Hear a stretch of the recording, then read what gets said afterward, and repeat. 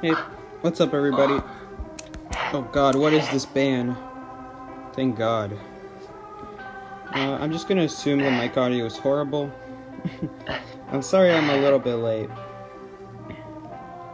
Kinda getting thrown right away into this one.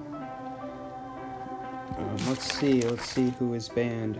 Sears banned, probably All For One. If I had to guess. Most likely All For One. Wow, 25 people already watching. Wow, you guys are fast. Already coming online. Even when I'm late. 30 minutes late. I guess I'm sort of getting an audience.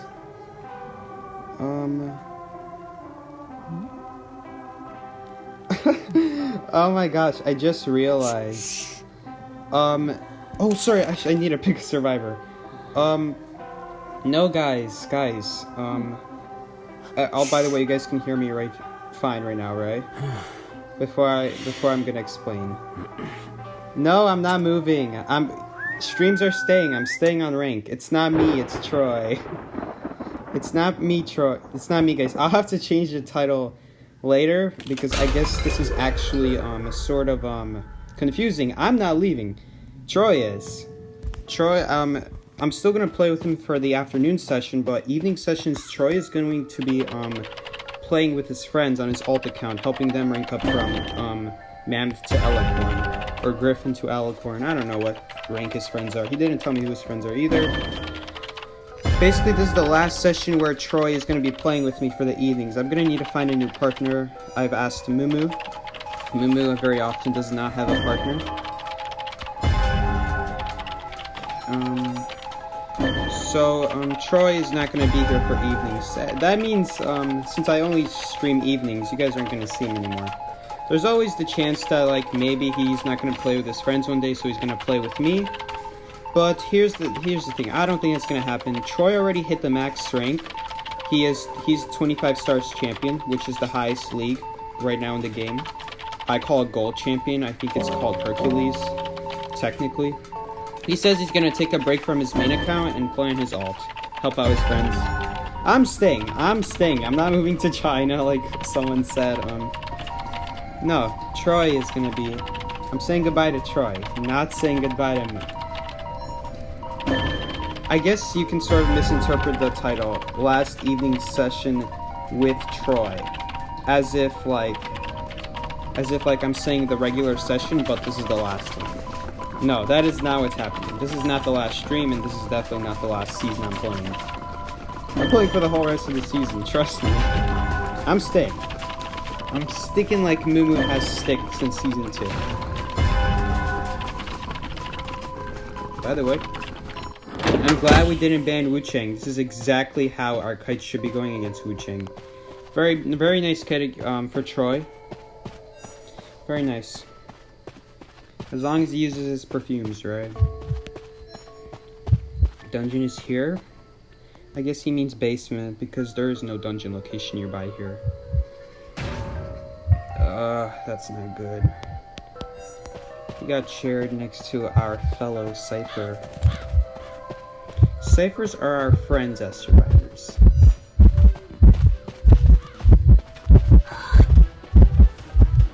Oh, I'm lagging. Guys, help. Yellow pig. Yellow pig, help me. Okay, we're fine. We gotta go help out on Gravekeeper's Cypher. Because he's gonna go rescue next. I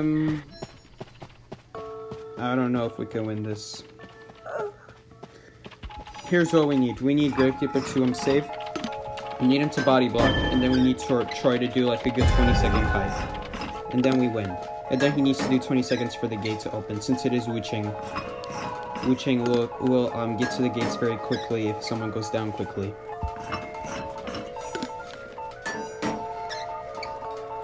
That doesn't go anywhere.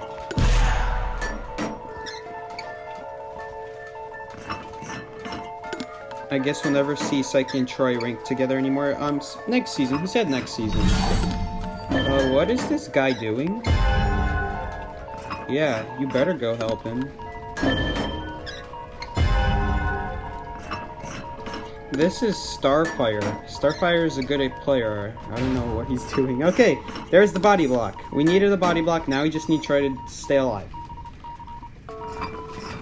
And this is actually better than I expected. He took the body block after the save, so he can still take one more hit after this. I thought he would like take a hit towards the chair and then take another hit after the rescue. So Saber's primed. I wonder if he'll pick up the grave guy. I'm gonna get ready. Yeah, there we go.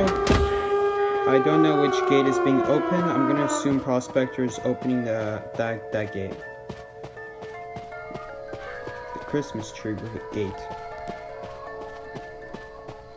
Never mind, he's with them for some reason. They are all huddled together in one cluster. We're not gonna say that. That would get me demonetized. Hold up. Wait a minute. I don't have monetization. Screw it. I'm gonna say no, I won't. Oh man, what is Prospector doing? I guess that explains why. Maybe that explains why no one was going down. Because I have a feeling that Troy was being protected by the Prospector. Although why Prospector was still being attacked, I have no idea. Like, why was he still near the hunter after the gates activated? No clue. This is awful. This is terrible. I'm blaming this on my teammates. Okay, we like absolutely need that gate opened first. Before we even do anything, we need to open this freaking gate.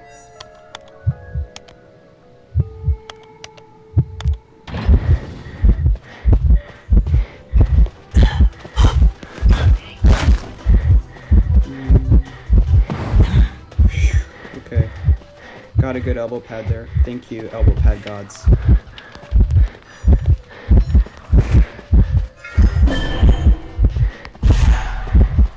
Ooh, nailing those perfect calibrations. Well, they're technically just bell calibrations. There is no such thing as a perfect bell calibration.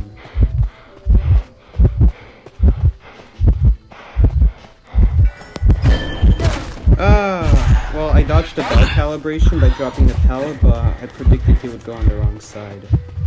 So it didn't really work out. The point of dropping the pal is to cancel the bell animation, so like, he can't stop me in place.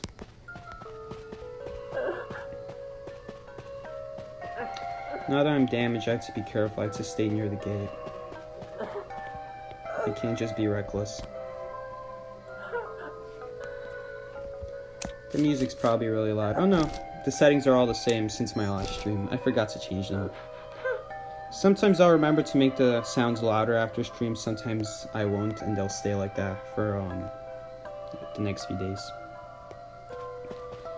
I don't have Tide Turner. This is a lost cause.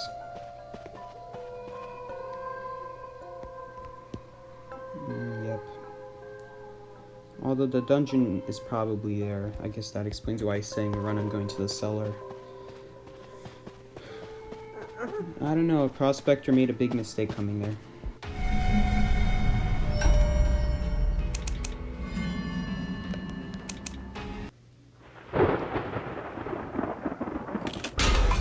No, I'm not monetized. I'm not monetized at all. I don't make money off this channel. If you guys heal, you can win. Troy was across the map. It wouldn't work. And he shouldn't be on my side of the map anyway. He should be across the map. Because it's too risky for him to be on that side of the map. I can take several hits. But not him. He has to, What is this? Oh my gosh, someone's name is I Love Psyche.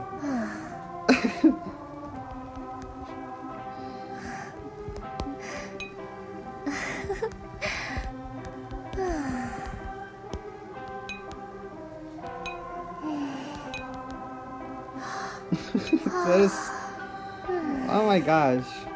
I don't know what to say, guys. I don't know what to say. I love you too, man. The fact you would change your name just to have my name in there. Oh my gosh, that is so adorable. I like that. You guys don't have to change your names, but the fact that I saw that just randomly in global.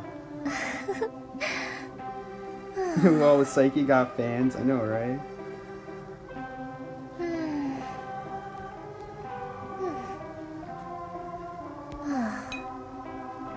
If the grave just came to our gate sooner instead of trying to decode the one in the back, we actually probably would have won that. But he got greedy. He tried to decode the back gate. Wu Ching saw it coming. He predicted that the gravekeeper would do that, so it just didn't work out.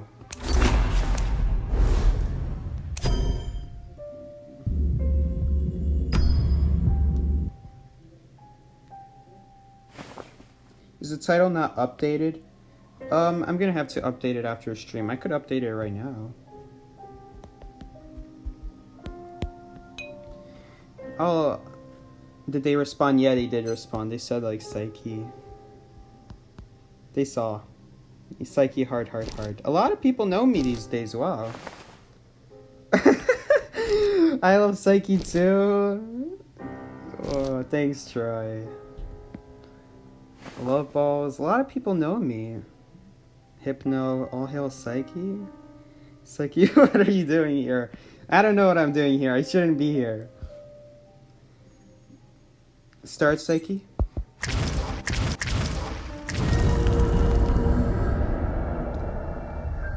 So the title is a little bit misleading, but Troy is going to be playing with me for the last time. I'm still going to be playing, but Troy is going to be leaving. He'll be playing afternoon sessions with me though. It's just I don't stream those sessions. He'll be playing evening with his friends on his alt account. Just boosting them to Alicorn. Nothing too big. Psyche be starting the call. Psyche fangirls no cap. I know Psyche is shy, but I'm not. Oh, you kidding me? Psyche is the love of my life. Okay, Troy. I invite him to potatoes one time, and now I'm the love of his life. Okay.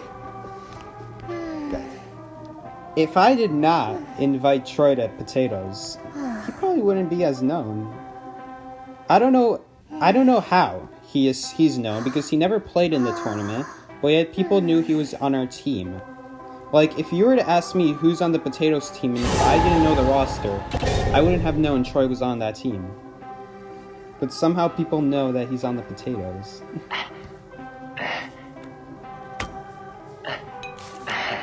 Psyche Rescue got here? Thanks. Oh. I've been playing Rescue for 2 years now, since the game started.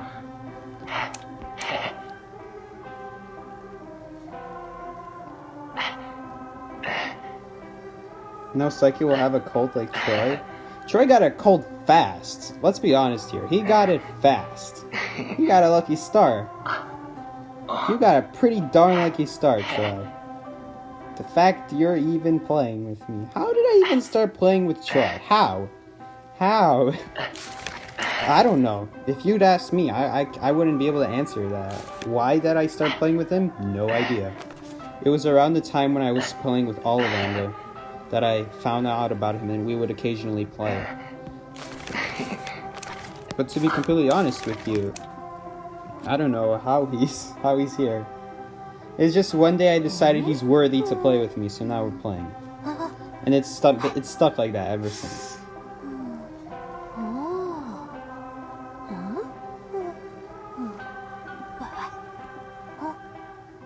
Troy.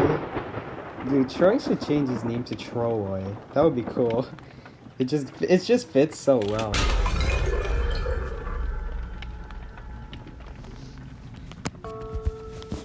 You know, if I didn't start calling him Troy, people would probably be calling him Cut. Because I know Moo started calling him Cut, and then once everyone heard Moo calling him Cut, everyone in the potatoes would call him Cut. And I would be the one person calling him Troy. And Troy just comes off way better because it sounds like a real name too. Ever since he put those 3 letters in his name, LCY, Legacy, he no longer has the song part in his name. His name, okay, what's wrong with my ping? His name would be Cut Troy Song, which is actually a bad word in Vietnamese. Or like a bad word. It was like a sentence but with a bad word in it. I'm not telling you it. He told us, but now he doesn't even have space for the song anymore. It's taken up by the LCY. And in my personal opinion, I really don't like clan tag names. If you're in a clan tag, and if you're in a clan and you have a tag in front of your name, I don't like that. I think it ruins the name.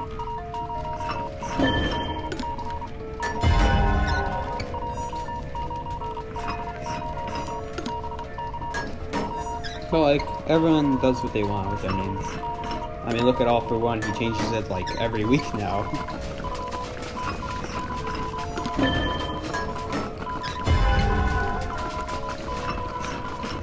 Cut? Yeah, everyone would call him Cut. I called him Troy. And then everyone started calling him Troy.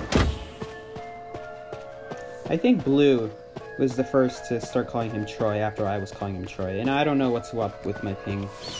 Guys, yesterday, I really hope this doesn't happen today. I think it's happening today. Yesterday, I was getting some mad game server problems. This is not like Wi-Fi related. I was permanently stuck at 175 ping. And I did not know why. I restarted my iPad, I restarted the app, I even restarted the darn router. And then just to make sure, I started playing a different game that requires a very strong connection. And it was perfectly fine. And then I realized that these game servers, man, they suck so bad. Because how can my other games be working perfectly fine? Like, the usual got connection, and then Identity 5 yesterday was just... It was an absolute train wreck yesterday. I was playing with Moo yesterday, because Troy was, like, at an open house. He wasn't here. He was, like... The ping was an absolute wreck. I couldn't play at all. I just told Mama that I'm calling it off. Because I can't play at all. I really hope that doesn't happen today. It's fixed itself since then. Now my ping's green again. But yesterday the game servers were really making me mad. We're about to pop the cipher. Please don't get hit with a note. Yes, we can activate. And because he was in Tide Turner, he gets a boost from being hit. Otherwise, if he wasn't in Tide Turner, he would just get hit and he would only get the boost from borrow time. That's like a little tidbit. It's usually not helpful because very rarely will someone do the second rescue or even the first rescue if someone kites long enough for just one rescue to be enough.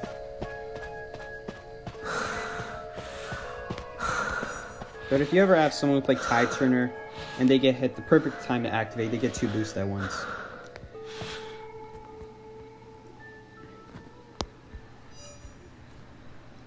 Just be careful of them getting double hit, because if they get double hit in Tide Turner, borrow time will not save them, they will die. I do not agree with that teleport, because if it happens that no one is at that gate, he has to walk all this way back for Mechanic. And even if someone was there at that gate, he would chase them and what would happen to Mechanic? Mechanic would just get up again and leave at the gate. He teleported to the wrong door.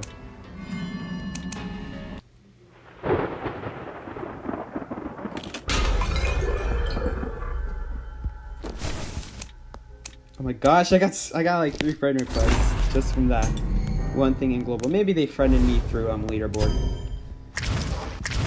That's usually how I get my friend requests from. Same, I was 200 ping consistent. It was yesterday, just yesterday. But the servers really suck. Why do you keep backing out of decoding? To avoid calibrations, yes. So when you're about to prime the last cipher, you should be backing off of the cipher because you can only get a calibration once you've been decoding for like 2 or 3 seconds.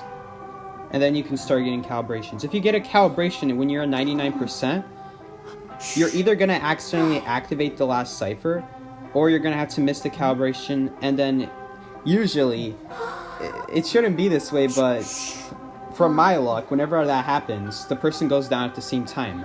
So I could have activated, but nope, I had to miss a calibration, and now we have to have someone else go rescue. Or even worse, they might be already dead on chair. That's why I had to get off the cipher when you're about to prime it, so you don't get a calibration, like when you're at 99%.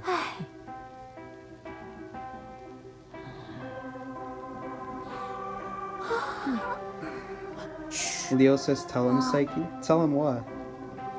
You're taking a hiatus? No, that's not what the title means. The title means that Troy isn't going to be playing with me for evening sessions. This is going to be the last evening session he's going to play with me. I'm still playing. I'm probably going to have to find a new duo, though.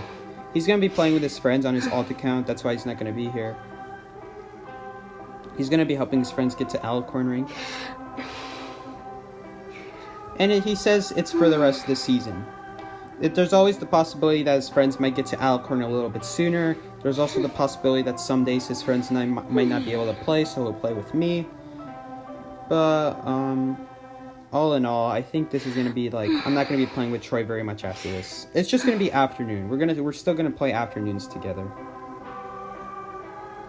But it's just, he just wants to take a break. He already hit the max rank, as you can see.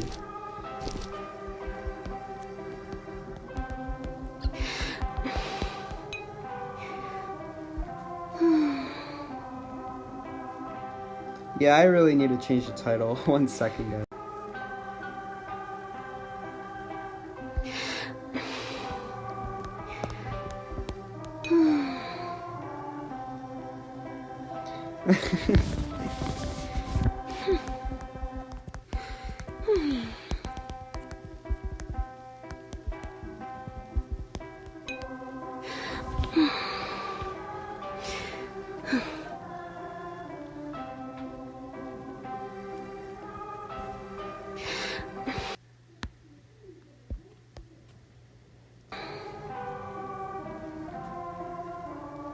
Did I say it too late? Did the stream cut out before you guys could hear me say, like, I'm gonna change the title?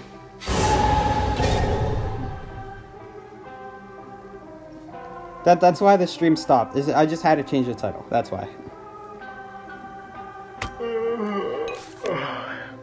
Someone's lagging.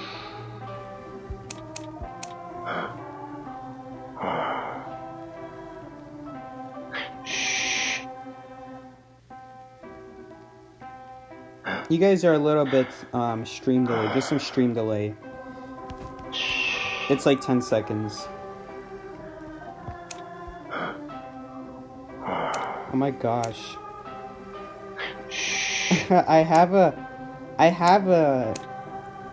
I made this for barmaid. No, I'm deleting that. I didn't know that existed. Why would I make that? Good evening, Seiken. Good evening, Chinese symbols whose name I can't pronounce. Good evening to you too. Me and the cat vibing on the same wavelength.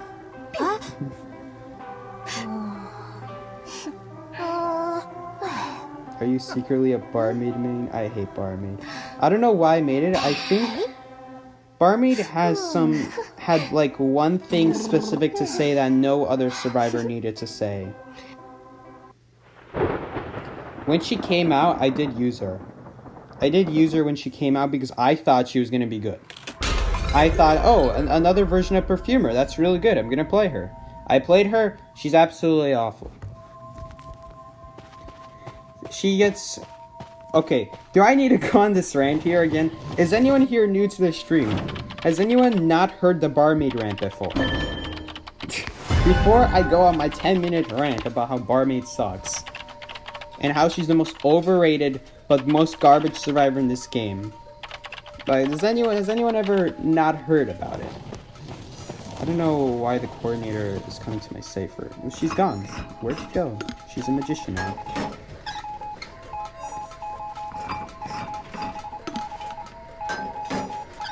What's the barmaid rant? Lantern, I know you've heard it.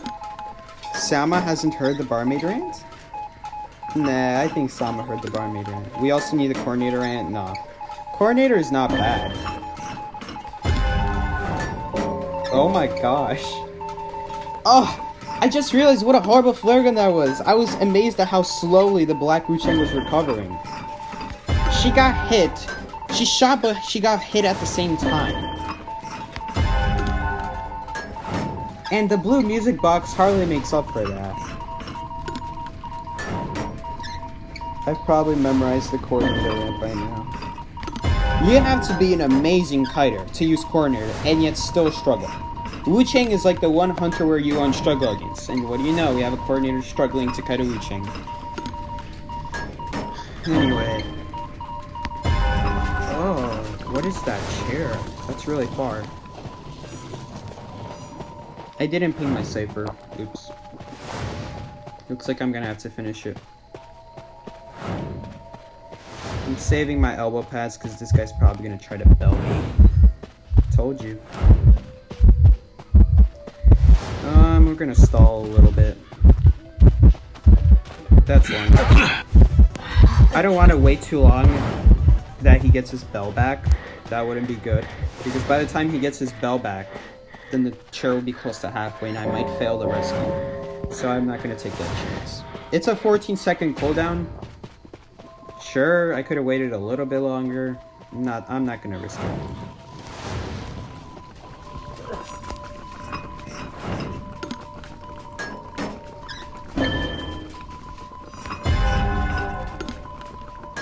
Why don't you use voice chat? I concentrate better without voice chat. I also play the game better when I'm not streaming and commentating, but that's like commentators thing, you know? You have to commentate if you're gonna stream. A stream is not a stream if there's no one talking in it. Now it's just a video.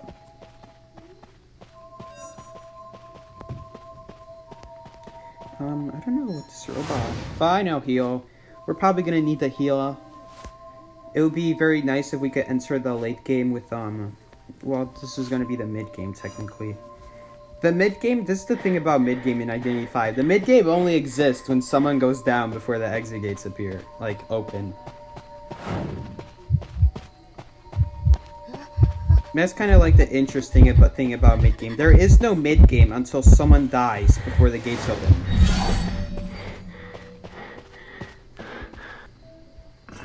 Because if someone survived long enough to, live until the exit gates open, then usually at that point your team has Cypher Rushed like crazy. There wasn't even time between early game and late game to ever have a mid game in between.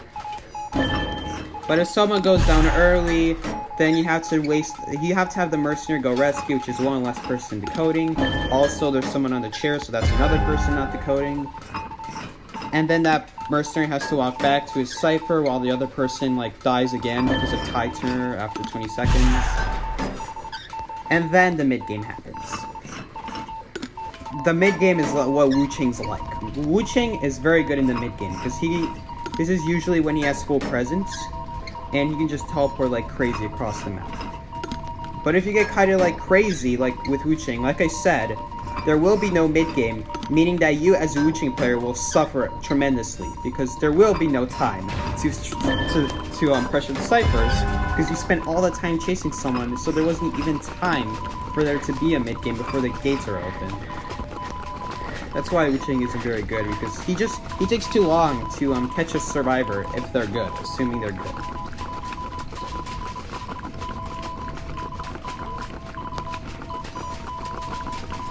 Now, this game, this Wu Ching really didn't put that much pressure on our ciphers. Mechanic easily finished her cipher. I easily finished my cipher.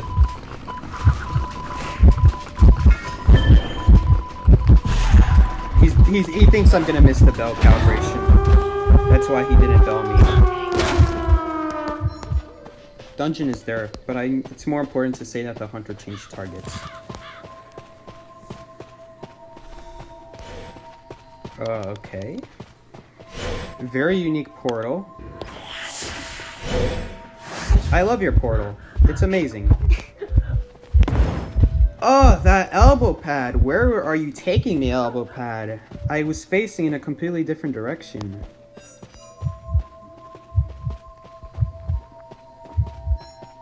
Have to be careful. I watch my back. Don't want him to umbrella right on top of me. Very important when running away from a Wu Ching, even if you're not the one kiting.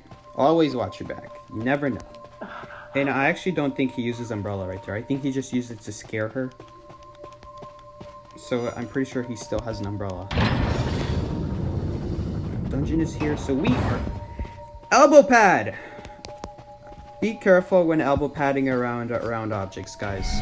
The game does that. The game will do that with round objects. There's like an auto-aim feature with elbow pad. Depending on what kind of surface you're elbow padding off of, the game will like elbow pad you in the opposite direction. So if you're elbow padding off like a straight surface that is perfectly parallel with you, it'll just take you straight. But if you try to elbow pad off of something weird, something around, something with not a very specific hitbox, and you do it from the wrong side, from the wrong angle, the elbow pad will just go crazy.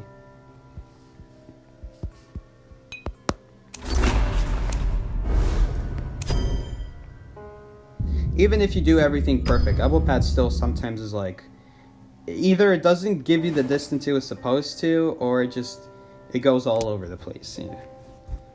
He did get dungeon, yes, he did get dungeon. We did win. There you go. He did escape. We all escaped except the coordinator.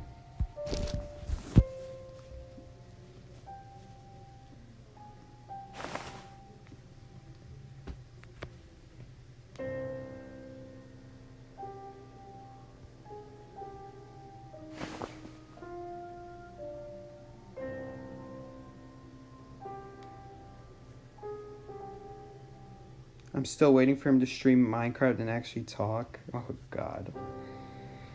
Guys, I lost my Minecraft world. The Minecraft world disappeared with the iPad reset. But we can still play build battles. Those never disappeared. Troy's not the #1 survivor. He's the #5 survivor. I think he's tied with 4th.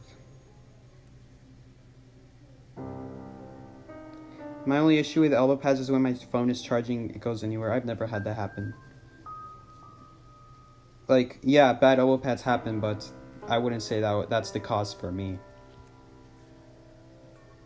Do survival hardcore? Ah, yes. It seems that Appio is not familiar with the Bedrock version of Minecraft. There is no hardcore survival on Bedrock. Java Edition has hardcore survival. Bedrock does not. Bedrock only has easy, normal, and hard. A lot of you probably don't even know there's 2 different versions of Minecraft. You guys are probably, it depends, but all of you guys are probably very familiar with regular Minecraft. Minecraft with just nothing underneath it. But the more well, maybe not the more popular Minecraft, but the version of Minecraft that like professional Minecraft players play, PvP players, they play the Java edition. And you know it's the Java edition because it'll say Minecraft Java edition underneath Minecraft, as if it's like its own separate Minecraft. And it is its own separate Minecraft. The one that's on phones, the one that's on tablets, on Xbox, Nintendo Switch, PlayStation, that is Bedrock Edition. It is known for being the version of Minecraft that can be played on everything. Java Edition is only PC exclusive. And then there's also talk about which version is better, Bedrock or Java, but that's a whole nother story. Also, even if there was hardcore survival, I would not do survival hardcore. The reason is, I'm never gonna be dying because of like mob reasons or anything like that. If I'm ever gonna die, it's gonna be for a stupid reason, like if I accidentally fall off a cliff when I'm shifting, or well, not shifting, but on an iPad it would be like when you press the button, the middle button for the control stick twice. Like if you're shifting, you would fall off, and you like that would happen. Or maybe you accidentally, I don't know, you accidentally smash into the floor with an elytra while you're flying. That stuff happens, and those aren't valid reasons for dying. If you're gonna play a survival world that you're planning to play on for a long, long time, do not do it in hardcore. You'll regret it. And if you do put it on hardcore, dude, let's be honest, you're just gonna make copies of that world in case you do die. Come on. Like, if I was playing a world that I realize I want to stay on and I don't want to ever die on, I would just start making copies of that world. So it would never actually be real hardcore.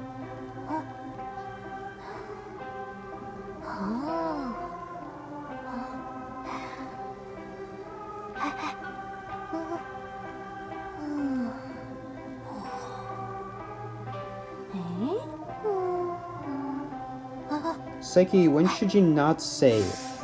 That's a very good question. Person with Chinese symbols.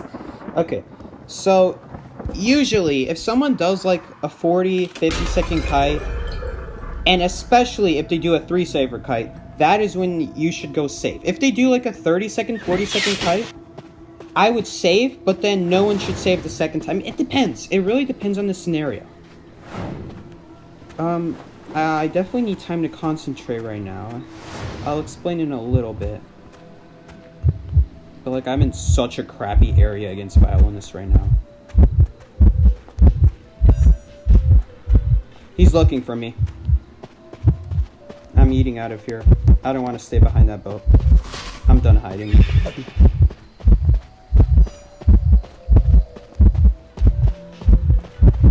I'm lagging, guys. My turns are not as sharp as they're supposed to be. Usually they're sharper.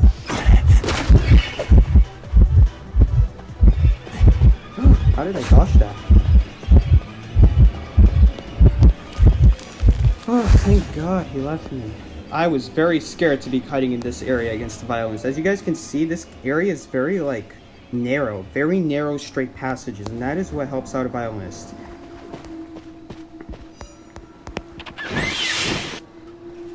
We're gonna make sure he's not about to, like, get double hit by a violin note. That's priority number 1. He needs to dodge this. And then I'll give him an owl. There we go. Because if I just gave him an owl and he got double hit right there, that would have been a waste of an owl, and he would have just gotten tricked. Alright, back to what I was saying. When should you save? Typically, if someone does even if someone does a bad kite, like let's say it was only 30 seconds and you get half your cipher done, I go for the first rescue, but no one should go for the second rescue. And the reason I go for the first rescue is just I want to get my tide turner out of the way. And the second reason is, if no one goes to rescue before half, what the hunter is going to do is they're going to start pressuring the nearest cipher that's shaking. And what ends up happening is no one gets saved, but also the hunter is pressuring another cipher. So what ends up happening is it's as if someone went to rescue, because when someone goes to rescue, only two ciphers are shaking.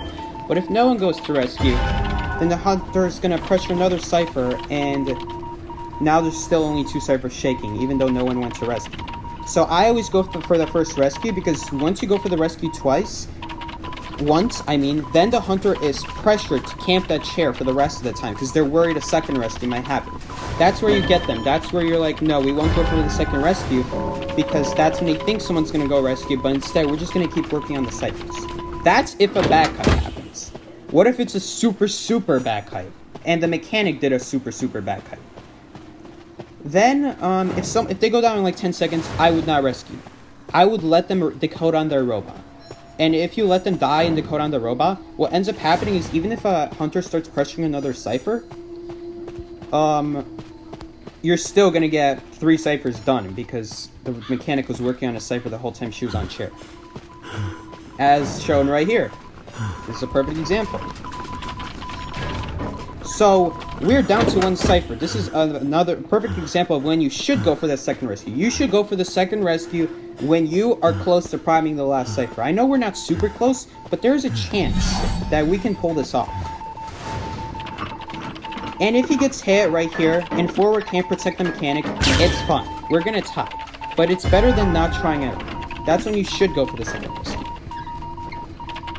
So really, it's not really, for me, I always like to go for the first rescue. But, I'm against going for the second rescue on certain scenarios.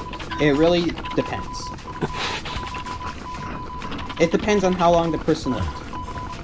Yes, you just need him to get hit right here. Get hit. Yes. Oh my gosh, I'm getting body blocked. That's not good. Alright. That's basically when you want to rescue. You should be going for the first save most of the time, and then second save, if there's like 3 servers left, if there's 2 servers left and none of them are close to being primed, you should not go for the second rescue. You only go for the second rescue when you're close to winning.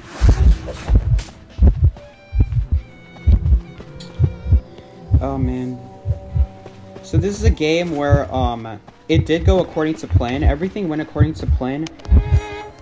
It's just that the person kiting did not last long enough. So what ends up happening is the person just teleports to the gate, the hunter.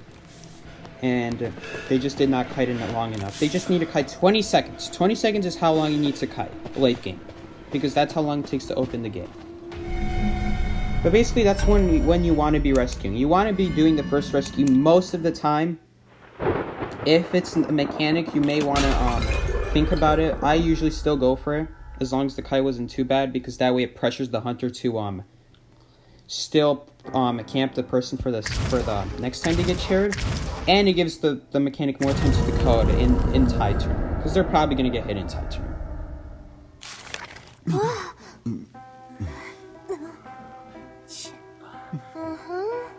I hope that answers your questions. I know it was kind of all over the place. It's split in 2. It's not really when do you go for a rescue, it's when should you go for first rescue versus second rescue. There's the difference. You go for each one at a different time. A lot of rescuers I see, some I should say, especially in China, they don't go for the first rescue. I think that's a mistake. If you don't go for the first rescue and only go for rescue after half, what ends up happening is that entire time when the hunter was pressuring someone else, nothing was being accomplished of that, and they can very easily see when you're going to start rescuing. So they were making very efficient time as a hunter. Pressuring the ciphers is just like, it doesn't really work out as cleanly. Because think about it. If you're the hunter and you saw that all 3 ciphers are shaking when a person is close to half, what are you going to do? You are going to go pressure a cipher because you know no one's going to rescue. But if there's a mechanic on a chair and 3 ciphers are shaking, you don't know if someone's going to rescue. If you see 4 ciphers shaking, that's when you're going to go pressure, but still, 3 ciphers are shaking. Like I said, mechanic, another story. Other survivors, I would still go for the second rescue. For the first rescue, my bad. Second rescue, you should only go for it if you're about to win the game. If you're close to priming, let's say there's 2 ciphers left, they're both halfway, or 1 cipher left and it's 20%, it's worth going for the rescue.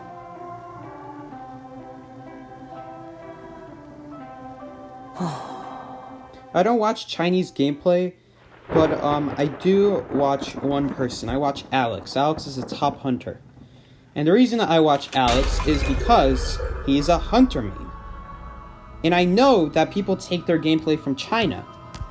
So if I see the way Alex plays, I can use that and compare it to how hunters play in this server and do the same methods against the hunter. Because let's say I watch a lot of hunter gameplay. I don't like to watch survivor gameplay because I know what to do as survivor. It's just playing against the hunter. That's the hard part. Trying to predict what they're going to do, seeing their play style. That is the important part of watching the hunter gameplay. And Alex is a very good hunter too. But other than that, I do not watch any other Chinese gameplay. I don't even watch Identity 5 gameplay. Just in general. I hate when people ask for owl when they say help me. Like, and they're not damaged. What is this hunter doing? He's not gonna, there's not enough space for that. I'm gonna give him the owl. I'm very scared that I'm gonna send the owl right after he gets hit. That is why I don't like when people ask for owls when they're not damaged yet. Because it scares me, because now I can't time my owl. Because there's a chance that if I mistime it, it'll send right after they get damaged. While if they were already damaged, then once they die, I can't send them the owl. The game will stop me. And let's be real here, the game should stop you if the person just gets damaged. Like, think about it this way, you can't use your item for like a second after you get hit. This is especially helpful for perfumers. Because if you get hit as perfumer, the game will stop you from wasting your perfume if you timed it incorrectly. Same should be with owls when you're sending to people, but yet the game is not like that. What's wrong with my ping? I don't know what's up with my ping. Something's up. Something fishy.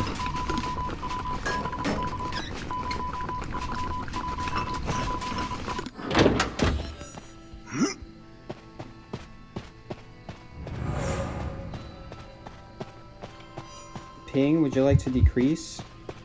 What's up? Why are you staying at 163?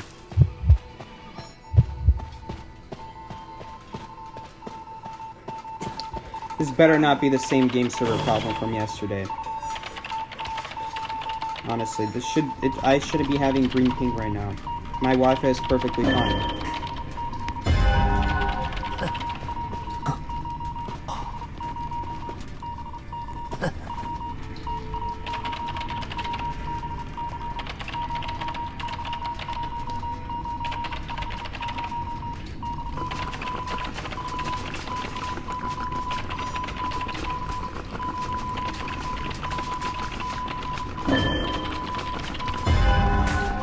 Oh, what happened?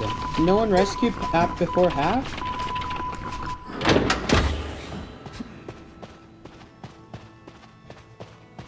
Seriously, bro. If this doesn't fix itself, I'm actually canceling the stream.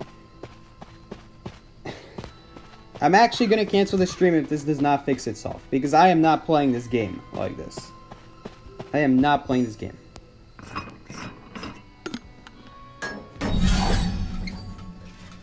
I waited a whole hour yesterday for game service to fix itself. It never did. It fixed itself the next day when I was playing afternoon sessions. But what the hell is this? Why is it yellow? And it's saying it's stuck at 150. It just keeps raising and going down.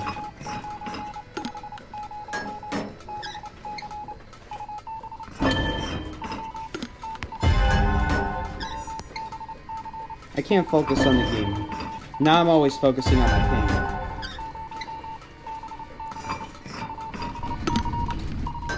ping. Yeah, this is the same problem from yesterday. I'm getting the same, very slight, delay.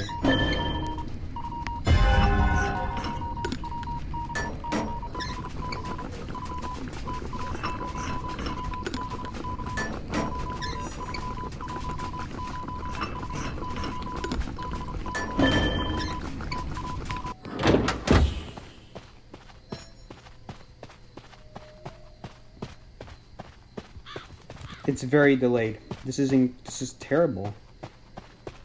What's with the servers lately?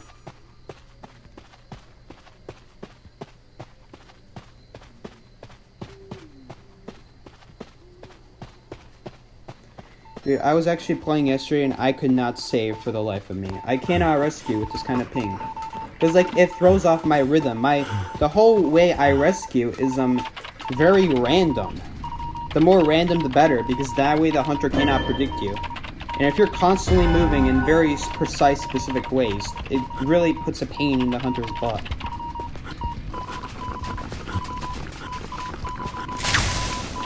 I hate ping. So stupid.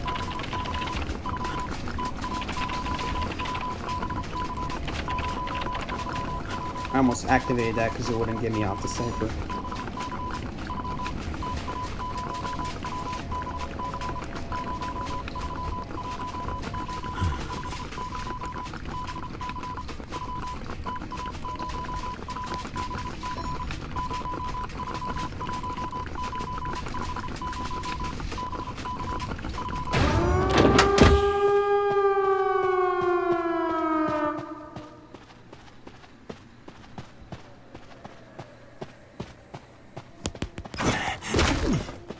What was that delay? Dude. The problem with this lag is, like, not just moving, but every time you're done vaulting something, you, like, stay still for, like, half a second, and that's the type of small stuff that ruins kites.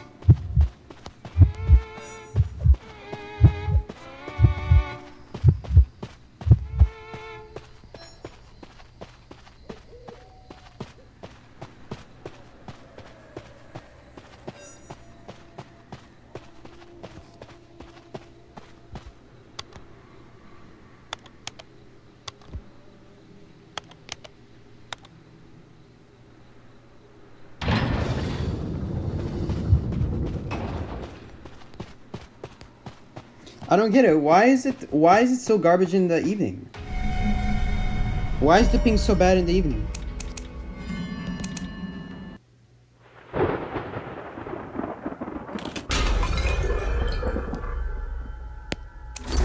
Well, I tried resetting my app yesterday, but it really doesn't work.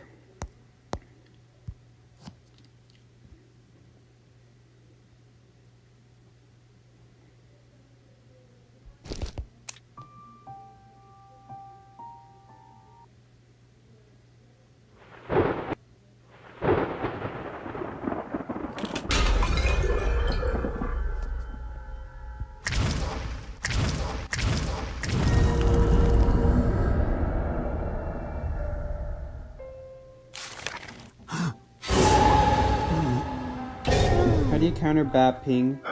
I have very good Wi-Fi. This is not on my end. This is the game server's end.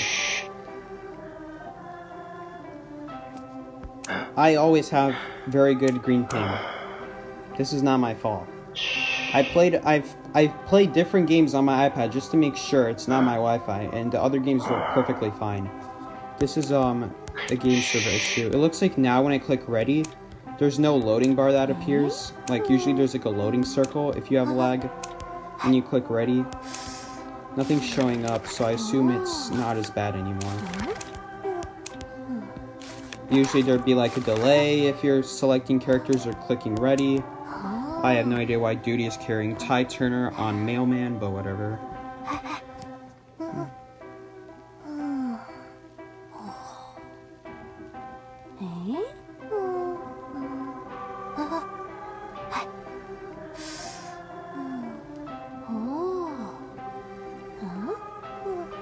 Australia is like between Asian and AEU. That's actually Asia's a lot closer than North America, but whatever.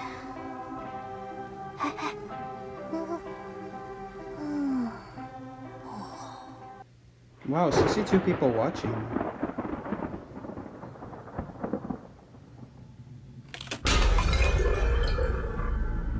This is like a record. Thanks for all the supporters, guys. I don't know. I mean, maybe you're not supporting me. I'm not saying you are, but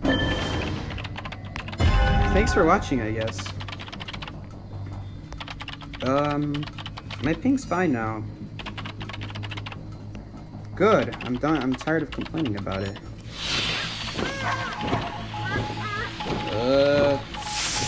Not a good start. You never want to see the mechanic get hit by a Black Wu Chang. Mechanic actually really struggles against Black Wu Chang because, I kid you not, the amount of time it takes to break a pallet as Black Wu Chang, I swear, it's the same amount as for Black Wu Chang to break it. I swear. It takes the same amount of time to break it as it takes to drop it as mechanic. I have no idea what we're gonna do. I don't know if we're gonna rescue. Because that robot is not being useful at all. And all our savers are away from the chair. So trying to pressure one will be very risky.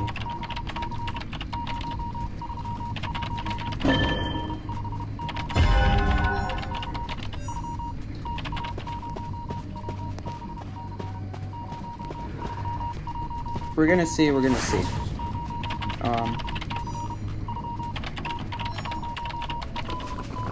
So who's rescuing? God, can the seer please like ping me, don't move, I'm coming, or something like that, so I know he's coming, and I don't have to guess. He's gonna get soul siphoned, watch. No, okay, never mind. So that's like an example where I wouldn't go rescue first before half, because he was already here. He would have spotted me, and the rescue just would have gone horribly. I would have had a rescue probably very quickly. I don't know. Like, what am I supposed to do in this situation? I really don't have a good answer for you guys. Like, do you rescue? Yeah, but now you're damaged. Should you not rescue? Yeah, but now the person dies very quickly. Against Wu Chang.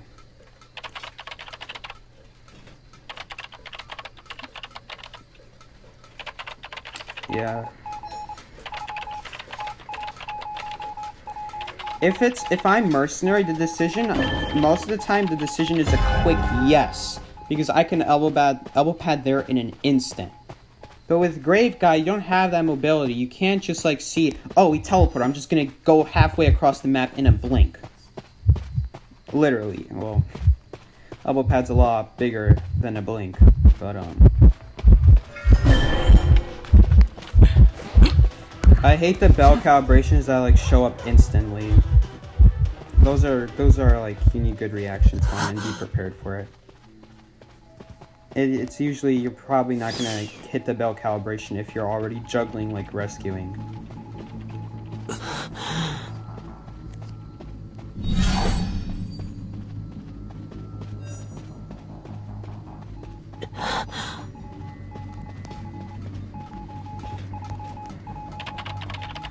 There's also a slight consideration whether or not you should go for rescue, and that is thinking about Hunter's presence. If it's a Wu Chang, Hunter's presence matters a lot.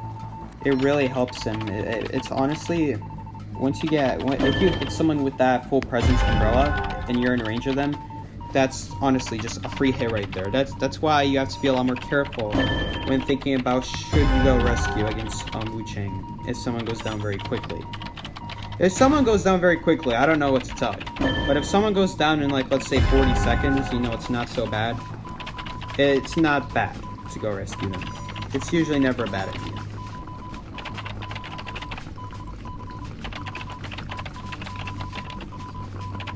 Well, like, if someone goes down literally instantly and it's a mechanic that doesn't have a robot anymore, I don't know what to tell you. Because the robot died. Very quickly, actually.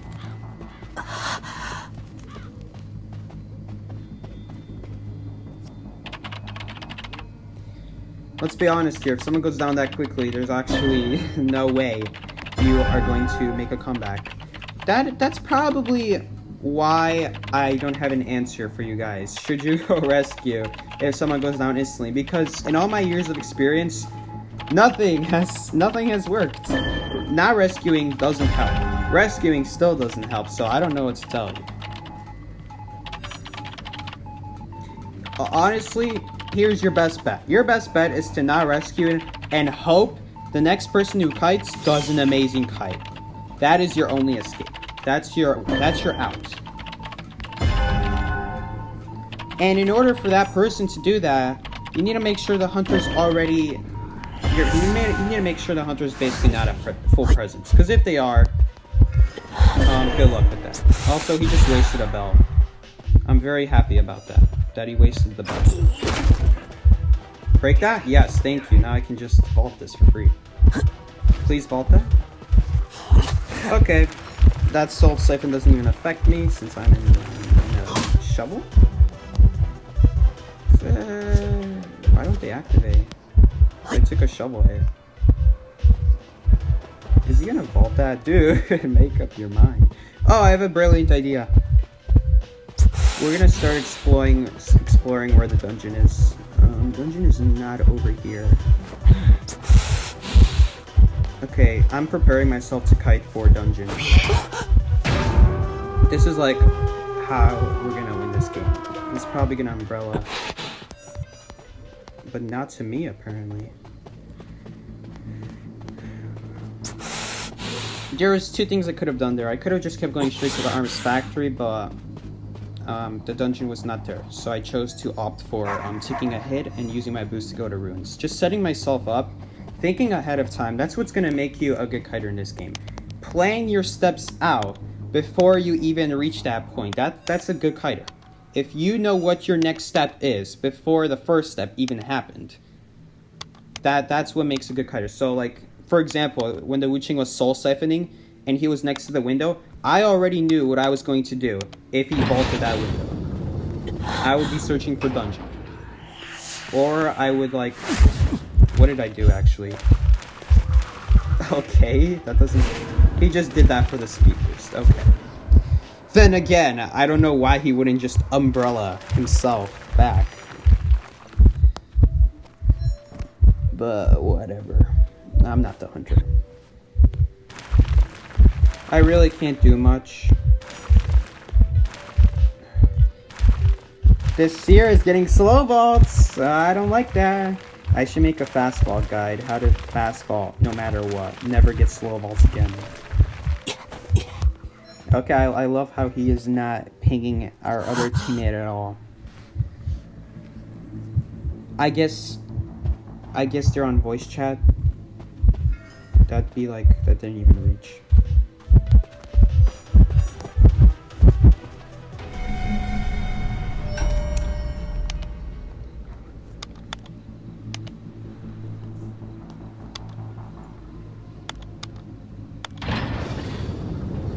Psyche, what's the non-meta survivor you use the most? That's a difficult question because I don't use non-meta. Is Dungeon here? Holy moly. He might have it. Oh, he's getting body blocked. Dungeon was not there. I wasn't hearing it. You can hear Dungeon at that point. What's the survivor that I use the most that is non-meta? Unfortunately, I have to go with the meta. Because people don't like to play Rescuer. That means I have to either play Mercenary or Grave Guy. So I'm usually always playing those two. If there is no Seer and there is a Rescuer, I will go Seer. If there is a Seer and there's a Rescuer and there's no Priestess, I will go Priestess. Otherwise, if all those are taken, I will still go Grave Guy if he hasn't been taken, or I'll go Perfumer. If we're talking about my most non-meta survivor that I've been playing recently, at least technically it wasn't very recent, but Coordinator. Coordinator is my most non-meta played survivor. I can even show you in season review. But that was, I don't know. Mercenary started becoming meta in Season 3, but I still kept using Coordinator until Season 7. I still kept on using her whenever Mercenary was banned, but then eventually I just realized Gravekeeper is just way better than Coordinator when Mercenary is banned.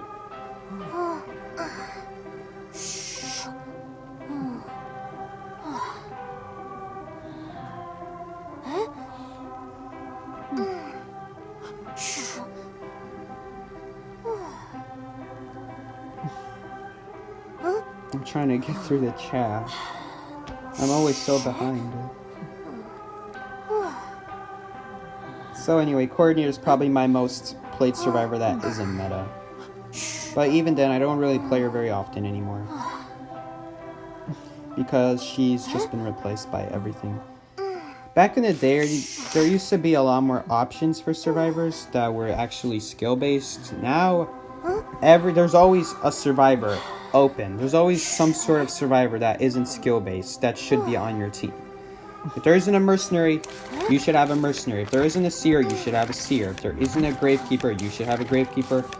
If there isn't a priestess, you should have priestess. If there isn't a mechanic, chances are there's a mechanic man on your team. They're gonna go mechanic. There's always something being taken. NetEase has introduced so many broken survivors that now there is no skill involved on the survivor side.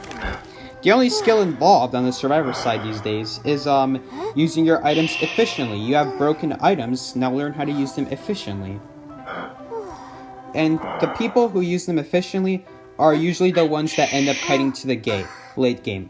And the ones that end up kiting to dungeon, because they ended up saving their items efficiently for the early game.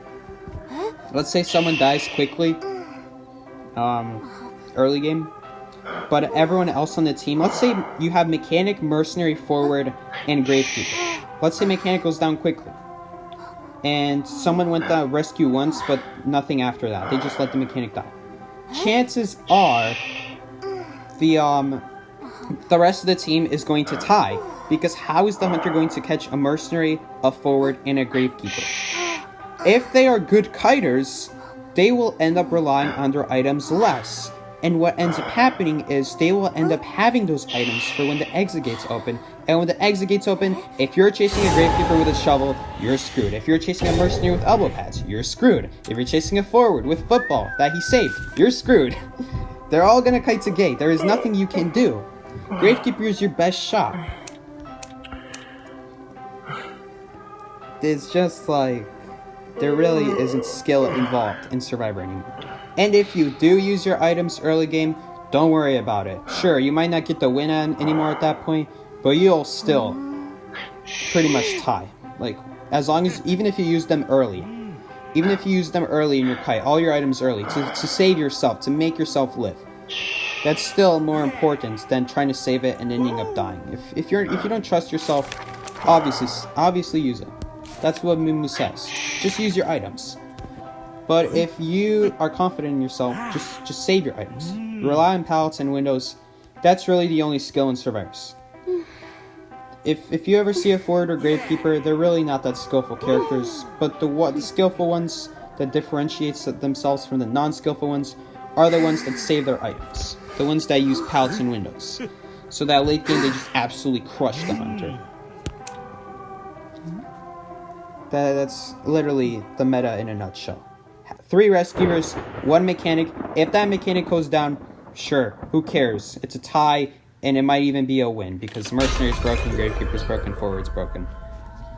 And if mechanic doesn't die early, well then, good luck with the hunter chasing any other of the 3 kiters. And during that entire time, mechanic is just going to be decoding like crazy.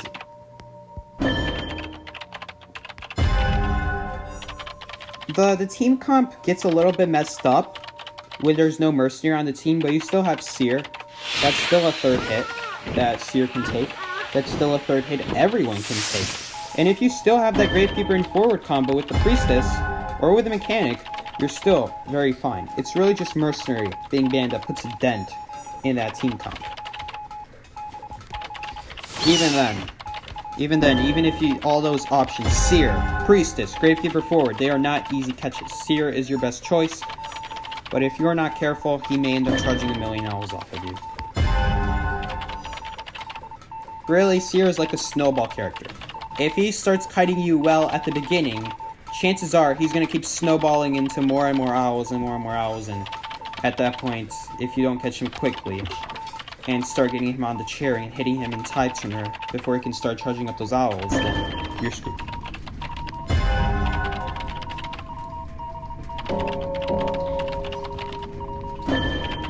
Explorer deserves no rights. There you go, Nat. Explorer deserves no rights. Agreed. Do you think win rates matter, especially on Hunter? I think they matter a lot more for hunters than survivors, and this is why. Survivors, especially in high tiers, survivors can't play with more than one other person, which means they are paired up with 2 other random people. Those 2 other random people can be the best players in this server, or they can be the worst players in this server, and you can end up matching with multiple of them. There's a lot more bad players in this server than good players in this server, so chances are your win rate as survivor is probably going to be 50 and 60, or even 40. Even if you're a good survivor, take for example Mumu. She's amazing survivor, and look at her. She had 33% win rate at one point.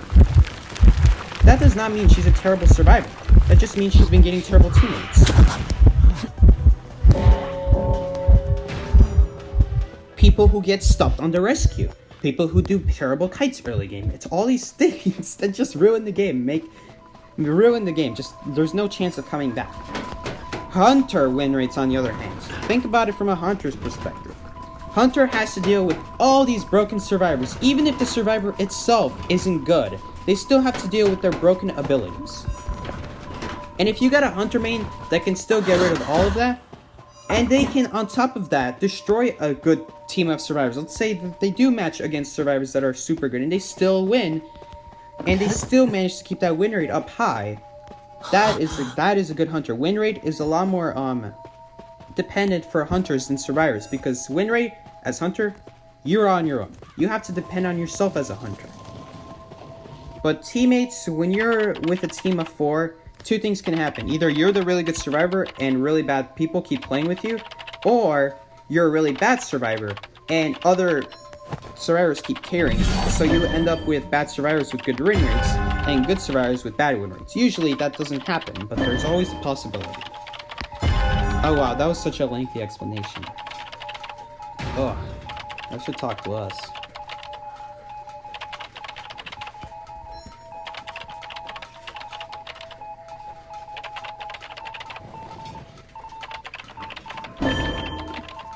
What about hunters that play hunters that can't do anything about broken survivors? Then they're at a loss.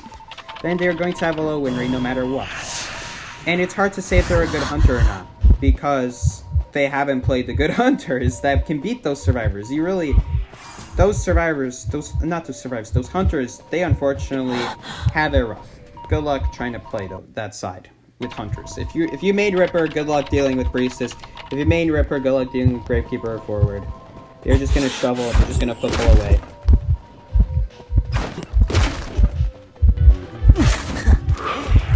Perfect example, right there. Now he has to wait 20 seconds for a Foggy Blade if he wants to hit me again. That's not happening. Like, he's not gonna hit me with a basic attack. No way. He can chase me all the way away from that Cypher and then hit me with a basic attack if he wants. Otherwise, like, even full presence Ripper.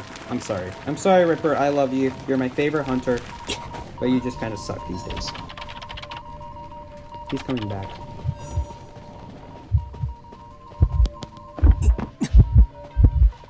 Really, the goal right here is to try to not die close to the Cypher, but there's really nothing I can do at this point. He's gonna take me out. Oh, or he can mess up! How did he mess that up? Sir, how did you mess that up? He might still get me because of the invisibility. He can very easily go around. I'm gonna try to fool him as much as I can. But he's gonna have his Foggy Blade right about now.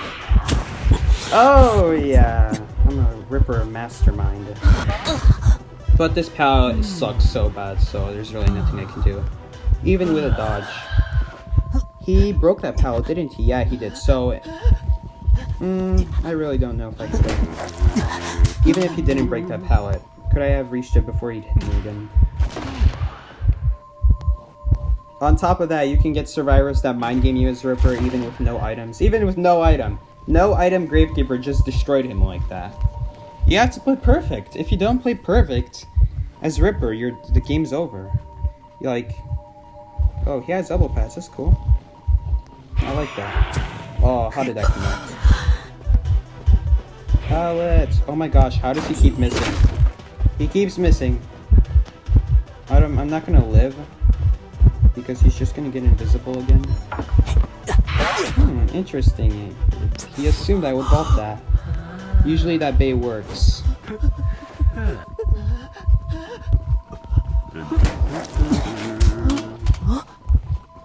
Sir, I would not be setting up a priestess portal right now. You are going to get absolutely screwed. Well, what they should be doing is Forward should already be running to that cipher long before I went down. Again. And priestess should already be on her way right here. But obviously, since we're playing with not top-tier players who know what they're doing, that is not going to happen. Forward ended up trying to decode this cipher, which is not going to work because there's no pallets here. I can't get away from this cipher anymore. And Priestess does not know how to properly transition for the rescue, neither did the Forward. Forward tried to be greedy and decode the cipher that I was kiting by.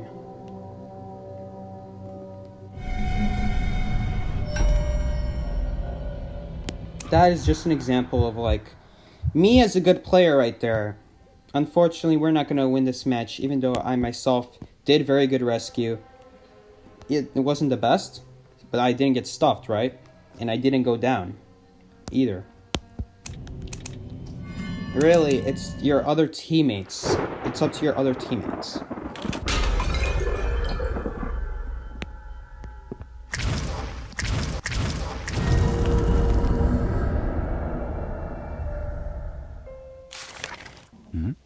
Should have waited for the save till Cypher's Prime. That's another method.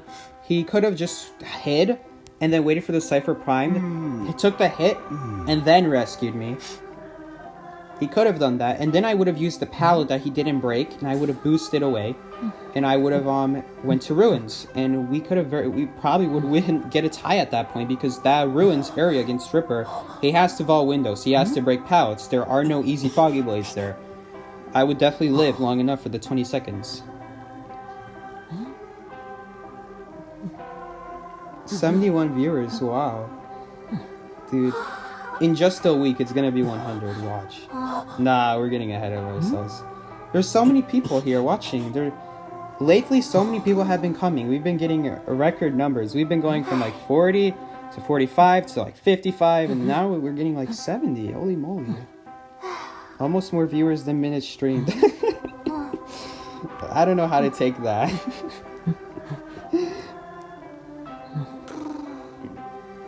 I mean, it might take a while since I ended up... recently I've been streaming for like 3 hours. We'll see, we'll see. You're happy for me? Don't let the fame get to you. I'm actually guilty that I'm getting this many viewers because I actually have not been posting YouTube videos. I don't want to be known as just a streamer, okay? I want to post videos too. Quick, get the mod and to meet Miguel. Where is Miguel actually? We all happy for you, Psyche? Thanks. Oh, you changed your name. Hanamaki. Now I can read your name.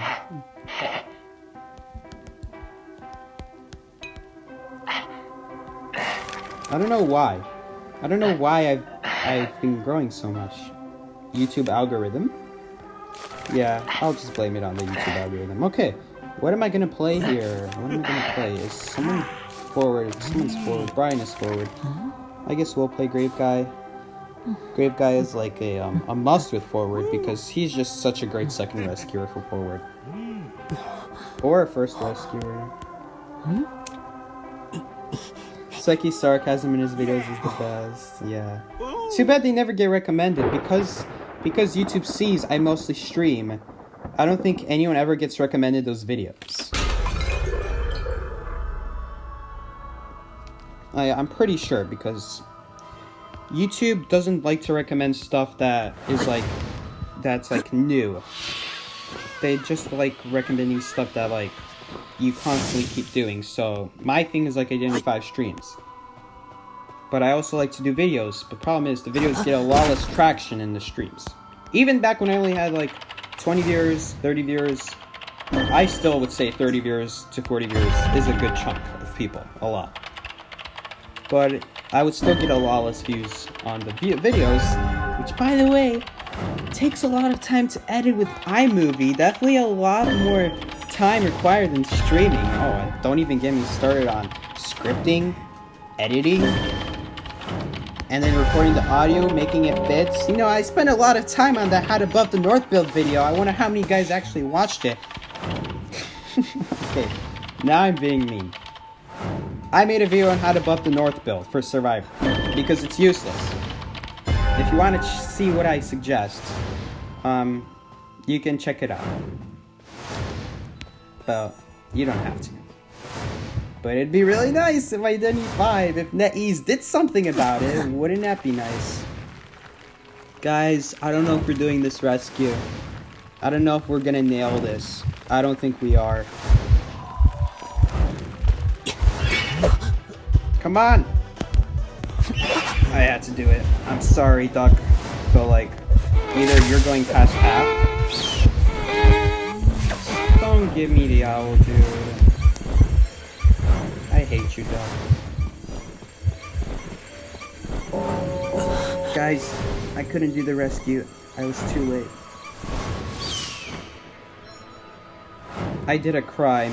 I rescued when the violin note was still up. Why am I lagging? Stop it. I did a big crime. I rescued when his violin note was still up, but I really had no other choice. He wasn't being dumb. And I didn't have any more time to waste.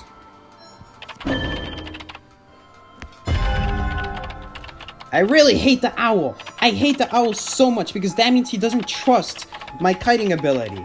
That means he doesn't trust me with that pallet. My man, if I don't drop the pallet immediately, then you should immediately trust me. Because only a noob would immediately drop the pallet and then the hunter easily goes around it. I specifically waited because I knew the hunter would try to go around. And then I get a freaking owl. An owl I never wanted. Just great.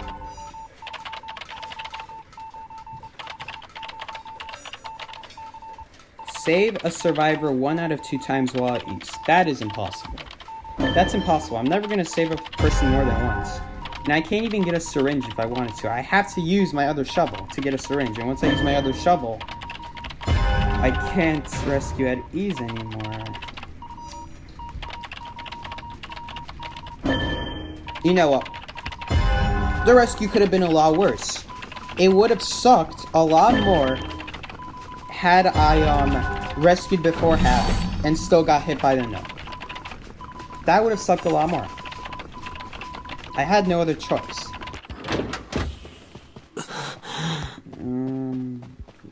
Oh gosh, all 3 servers are on the same side of the map. Oh, Brian, what are you doing, Brian? This man just tried to football stun. Did it actually work? No, it didn't work. Wait, did it?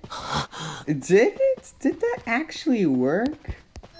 Oh my gosh, the server hasn't even been worked on. Why did I come all the way here? I wasted my time, man.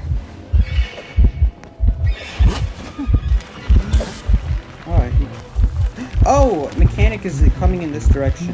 Alright, I'm just gonna body block for her. Woo!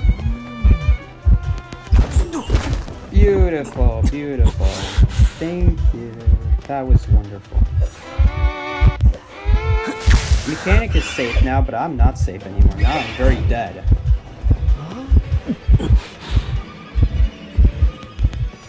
I'm very dead now! Yep. There's no way I'm gonna have enough reaction time to dodge that. I was very close, though. There's just not enough time. Brian! Brian! Oh, he actually got it! Good job, Brian. You get my applause. Brian! Brian, walk to the side, not in front of it. I'm being so mean to Brian. I'm sorry, Brian. Brian, you're the only person who could have rescued. What have you done? Guys, this is why when you play forward, be smart about your football stuns. Think about who's gonna rescue if I get hit when I take this massive risk. This is concerning. Definitely concerning. This game could have went a lot better had we just had a full health forward, but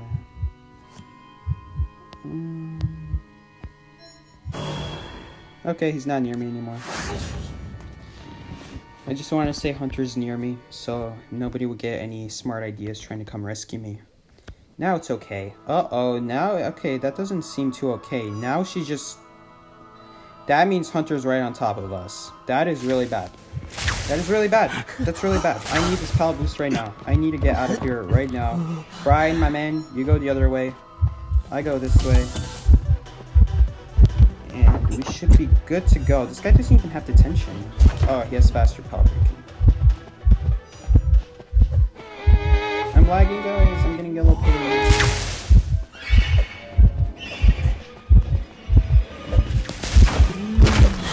Dude, that was close. I still have to dodge this. There we go. Easy. Oh, I'm gonna die here.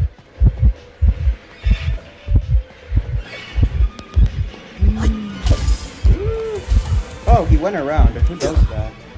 That's why I look behind, guys, so you can see if they go around.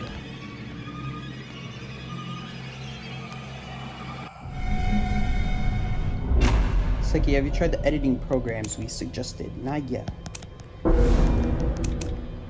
It's really hard to get someone out of their comfort zone once they're stuck with one thing.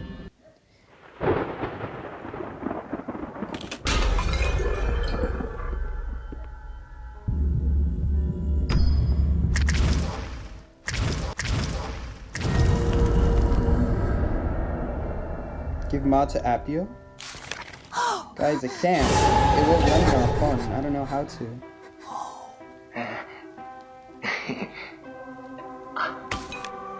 It's like you being a full-time YouTuber. I don't know. I'm not gonna have school for like the next year. I don't count online school as school. I'm not gonna learn anything. I'm gonna have like 30 minutes of class. Periods 1 through 4 Monday and Wednesday. Periods 5 through 8, Tuesday and Thursday. Friday is a day off. They call it, what is it called? It's basically learning on your own day. There's like an official name for it, but I just call it learning on your own day, aka no school day. Friday is always no school. Imagine, Fridays couldn't get any better. I'm really not going to be occupied with anything. It's like you're kind of, never mind, or what? I only started watching this channel because I heard like 2 people say you were good on Twitter. Okay. I'll take it. Anything is good. I'll take anything. I found it when Hokage linked his Essence opening. Really? Hokage linked that video? When? When did Hokage link that? That video, it's definitely an interesting one. You know, take the pyramid of like needs. How does Ripper affect my sleep schedule? How Ripper affects me loving stuff. I can't move on to the next pyramid of needs if Ripper is learning everything. What did I say in that video actually? There's like this whole psychological pyramid thing where like you can't have you don't want one thing unless you have the thing before it. It's hard to explain. You know, but that's just the type of thing you'd expect from a psyche. From a psyche? From psyche in general. Super complex topics that nobody would get, but it's a video that exists anyway. You found him when Mummy was watching him on stream? Really? I'm gonna copyright strike. No, I'm just kidding. I found Psyche through All For One stream where he and Hokage got a double hit by the mirror. Oh god. Hold up, I want to keep reading this. It's so interesting how you guys found me. It's kind of ironic how that's how you found me. Yes, agreed. Brian is crying. I'm sorry, Brian, no harsh feelings if you're still here, if you're still watching. You did great. You did really good. You got to gate after you rescued me. Flawless. That is exactly what I love. That people get to gate, they separate immediately. That's really good. You'd be surprised how many people don't do that. Yeah. I love Psyche was in the freaking global chat. Someone made themselves named I Love Psyche. Immediately when I saw that in global. I was talking about something and I looked at my screen and in the top right I saw someone say something with their name being I Love Psyche. This is a really good game, by the way. We're definitely gonna do the first rescue. Definitely. We have a forward on the team. This is what I was talking about, guys, with the Mercenary Grapekeeper forward combo. The mechanic, even if she dies early, like, even if that happens, you still have 3 other... Oh, did you guys see what that forward did? He just pressed the stop button. He just pressed the button so that the mechanic can go on the next stop. He footballed his way to the stop button, pressed it, got on the roller coaster. That is a... Who is this forward? I need to praise him. I need to praise this guy. He is big brain. Okay, moving on. It's Brian doing a good job, Psyche. No, Brian. I always have something to say. Alright, forward went down. Here's what we're gonna do, guys. I love to do this. I love to set up the roller coaster. The roller coaster is absolutely useless when it's stuck on the 3rd stop. Oh no, I can't do it anymore because I have to prepare for the rescue. The roller coaster will waste too much time. But what I was gonna say is if you take the roller coaster to the 4th stop, it's very useful late game. When someone teleports, and then you can just take the roller coaster from 4th stop to 3rd stop. Hit the chair, yes! From 4th stop to 3rd stop to 2nd stop, all the way across the map. That is why the roller coaster. If there's a roller coaster stuck on the 3rd station, just move it, and make sure to hit the button. So, hello, can I get on? Oh, I have tide turner. It's worth it. It's worth it. I think it's worth it. I'm gonna go rescue again so Troy can keep coding. We are finishing cybers, right? Yes, we are. Okay, I better help out the mechanic. Only one person is injured. The mechanic herself does not include as a person being injured, so she still is decoding as if only one person is injured. Even though that is not how it should work, but mechanic herself does not count as an injured person. To other mechanics, yes, but to herself, no. That is a beautiful activation, because now she has no mirror. No mirror for, like, late game. Like, she has to wait 28 seconds for her next mirror before she can take down the person, and before that, we are going to have gates opened. There's no way she can hit him with a mirror for a guaranteed hit, and then chair him and get to the gates without us opening. It's not possible. He has to switch targets. He has to do some of your teleport shenanigans. I'm lagging. This is really bad news for elbow pad users.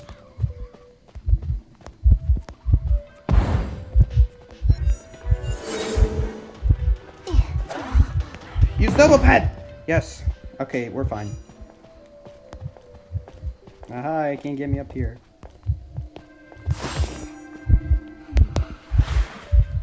I'm just gonna slide down. No need to wait.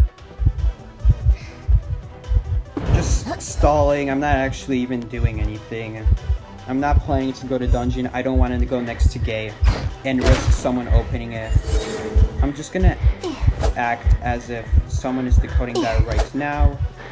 And, actually, I could go to dungeon. There's 2 spots right here. Oh, dungeon is not here. Sad. Sad, we're not gonna get away. That's alright.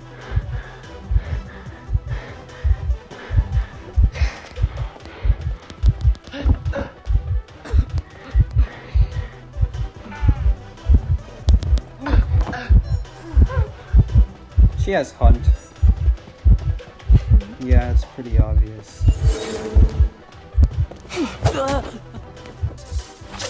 Alright. No dungeon today. That's fine. Who is this? This is someone spinning, I guess? I don't know who this is.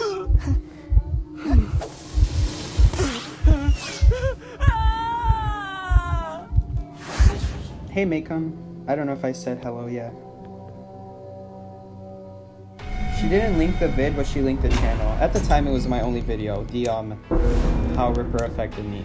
Who would have thought that after all this time, Ripper is not, is not very viable. Is Troy in a different team? He's still in Potatoes, but in terms of competitive gaming, he is going to be playing for Legacy. He's still in Potatoes. It's just Potatoes isn't going to be in any more tournaments.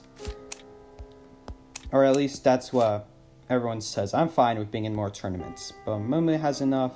John has enough. Blue has enough. Maybe All For One wants to play again.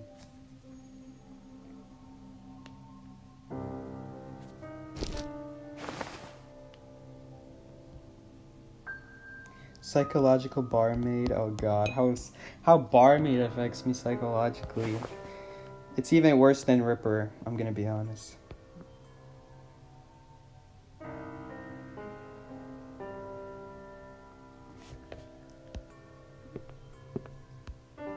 By the way, did that mechanic end up taking the roller coaster? Like the one that I put at the Ford station?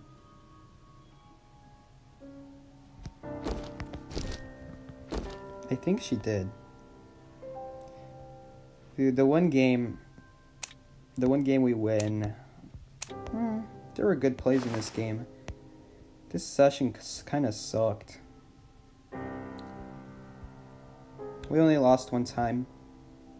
That's fine.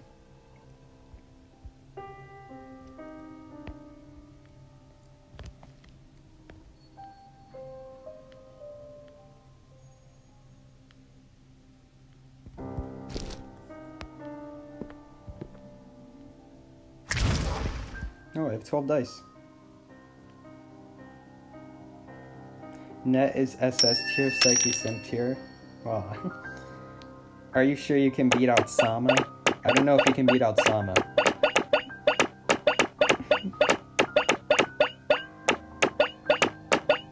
At this point, he's flexing his kiting skills. Yeah, no need.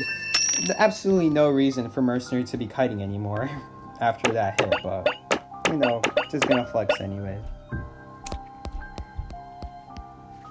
No, I don't have anything. 40 spheres waiting. Nope, don't have anything. How do you kite Bloody Queen? You can't. She's gonna if it's a Blood Queen that plays perfectly, she's going to get one free hit every time she uses a mirror. So here's what you have to do. You have to every time she uses her mirror, only allow her to get one hit. Only one hit. Because if you give her more than one hit, she's getting too much value with that mirror. Second, do not let her get hits without the mirror, because without the mirror, she's just Hellumber. She has nothing without the mirror. Full Presence really doesn't add anything to the mirror. A good Blood Queen will be able to hit you without that little assistance from the Full Presence. Third. Yeah, third. You need to play anti-Blood Queen characters. Perfumer, perfect counter. Seer, pretty good. Priestess, not really. She's circumstantial, but if you can get the Blood Queen to use her mirror at the same time you use a Priestess portal, you can just go miles away with the portal, and then she ends up with a useless mirror. Gravekeeper, very good anti-Blood Queen. He can actually dig down faster than the Blood Queen can use a mirror and attack you, because there's a slight animation when she places a mirror. So you can just save your shovel until she uses a mirror, and you'll always have enough time below the ground if you're fast with reflexes. Mercenary, amazing, because he just dashes away from the mirror, forward, football away from the mirror. These are the characters you want to play against Blood Queen, because she's going to get a guaranteed hit every time she uses a mirror, so the only ways you can avoid that is have characters that can tank hits, or characters that are very mobile and just go across the map. What are your thoughts on Sculptor Psyche? I don't really have that many thoughts right now. I don't think she's going to be bad, but I don't know. She's very similar to Penguin. I know when Penguin came out, and there wasn't a lot of hype for him. There wasn't a lot of belief that he could be a good hunter, but now he's actually a very good hunter. Maybe the same thing will happen with Sculptor, but I really don't know. I haven't had enough practice, not just practice against kiting her, or like just literally at all kiting her. Just not enough experience to tell you if she's going to be good or not. She's like, you can automatically tell. For example, when Lizard came out, he just wasn't that good of a character from the beginning. Mad Eyes, same thing. You could tell that these characters won't be good, but she's finicky. There could be some hidden strats we don't know about her. That's why I'm not going to be too quick to judge.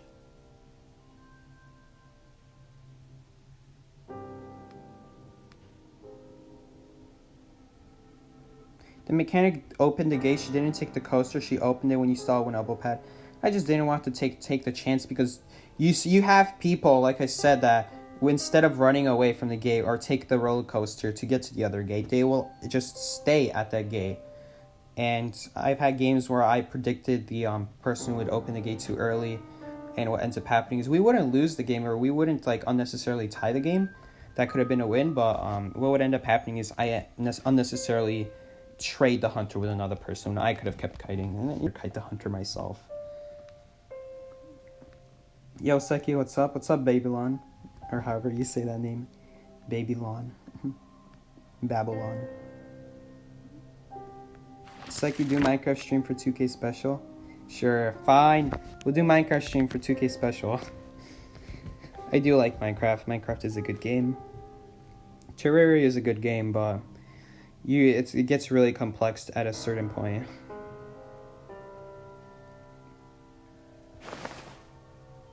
If you stream while I'm at school, I can't guarantee that. I can't guarantee I won't.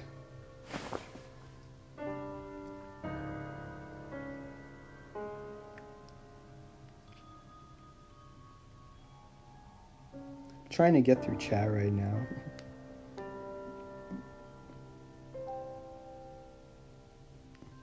Okay, I need to leave the stream so I can actually focus to math.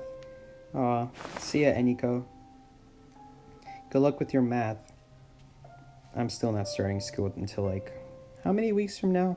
2, I think. 2 or 3. I don't know, I'm not keeping track. It was nice to join my stream for the first time. Oh, welcome for the first time then. Take care. Bye, Mason. Everyone's just peacing out. Okay, guys. I don't know. Should we play like a blackjack match? Come play some Roblox? No, Roblox isn't exactly viable for YouTube. It just doesn't go well together. Playing Roblox is the equivalent of playing like Minecraft between 2013 and 2017. The internet just hated it for no good reason. It's the same thing with Roblox.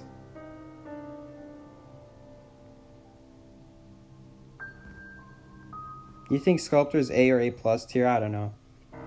I've had some people who use Sculptor tell me that it's really difficult trying to aim this ability, this middle ability. It's really difficult because it doesn't exactly show you where you're gonna throw it. I don't know if that's true. I don't know what they mean by that. Yeah, I mean, her difficulty is 2 out of 2 and 2.5 out of 3. I didn't even notice that till now. But then again, really, difficulty does not matter that much. I mean, they made Anne difficulty 2.5. No, it should be 0.5 because she's so brain dead. She just drops her cat, and you just walk next to the survivor. Does your mama play Roblox? Yes, he does play Roblox. His name is Nano200565, I believe. I might be wrong with one of the numbers.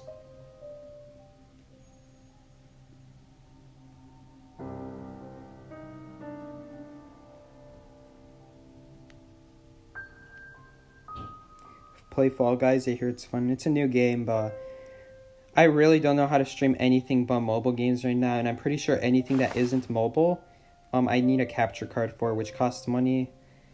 And if I ask for money from my parents, I mean, I have my own money, but I'd still need to tell one of them to buy something using my money. And at that point, it's just be more convenient for my dad to use his own money. That's what he always does anyway. I can't stream. I can't stream that kind of game. I would need some sort of equipment.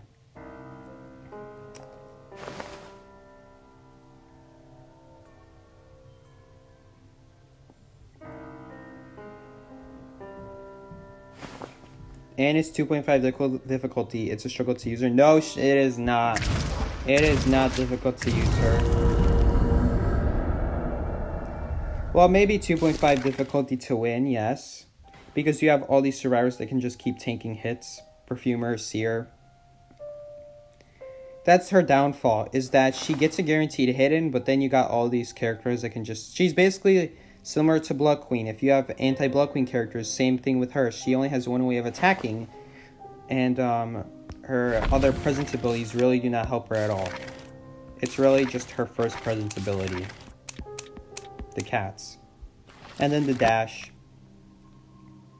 Did the apology video get deleted? I did not delete it. You cannot delete YouTube videos, but you can make them private so no one can ever watch them again. I did get rid of it eventually because enough time passed that it's actually pointless to have it on my channel, because then it would give a bad first impression. That video was made just for when I insulted all of John's viewers. John himself said it's alright, but his viewers, you guys know how crazy fangirls get. I have to make an apology video because they are part of the Identified audience, and the Identified audience is really small. So basically, if I don't apologize to them, I'm basically making it very difficult for my tiny channel to grow. It was very small at the time. I had like 10, 20 viewers on my streams. What did I apologize for again? Because I was really mad that John did something really dumb in a match. He did something really dumb in a match.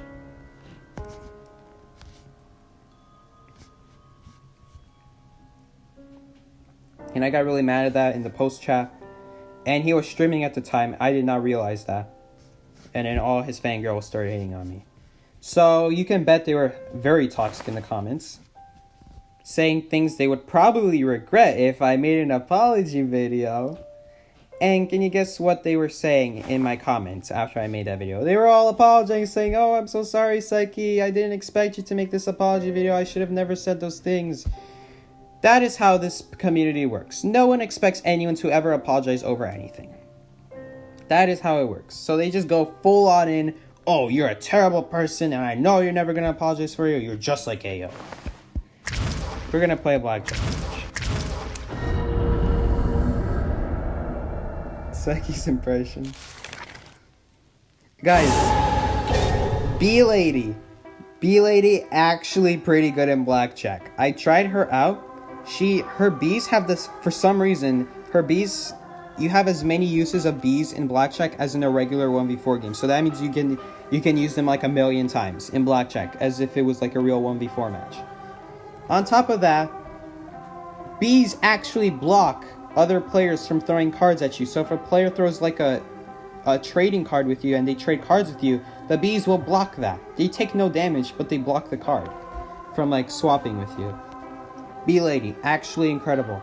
Very good on Hospital, meh on the other maps, but still pretty good defense against players trying to swap cards with you. Psyche never read what Lantern say. What did Lantern say? It's probably so far behind the chat, I'll never find it anymore. How much does he owe again? 50, 60? Oh, I'm not paying for that stupid butterfly there. I don't have money. I have money, but it's all birthday money.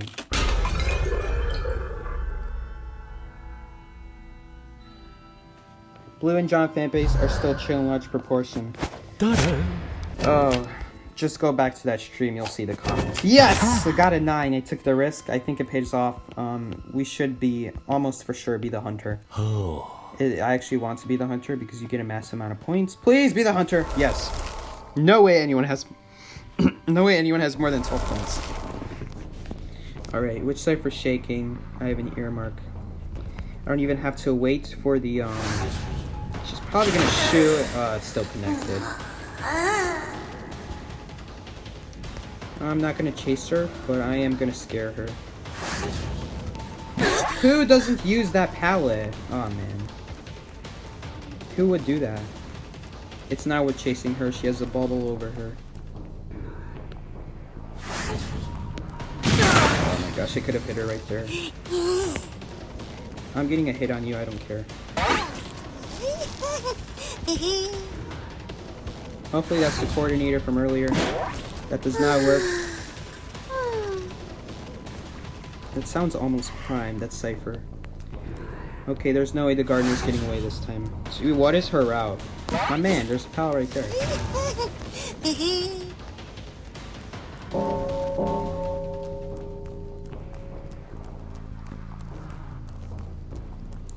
She's going towards that Cypher over there.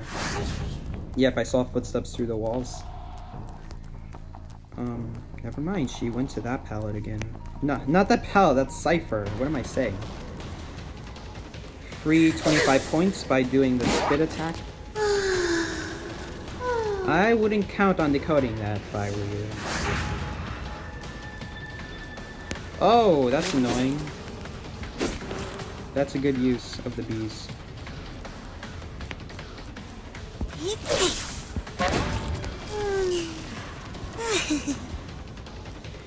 Can I get another person in the next 15 seconds and pick them up? If it's the gardener, yes. I can't find her though. I'm just gonna pick up the bee lady. Oh, she's right there. Drop this pallet, I dare you. There used to be a trick where if you, after you're done switching cards, you could still break pallets as you're switching from Hunter to Survivor. But they changed that now. So now she's gonna be the Hunter. I'm actually annoyed she took my 9. I wanted her to take the 3, so then I become the Hunter again.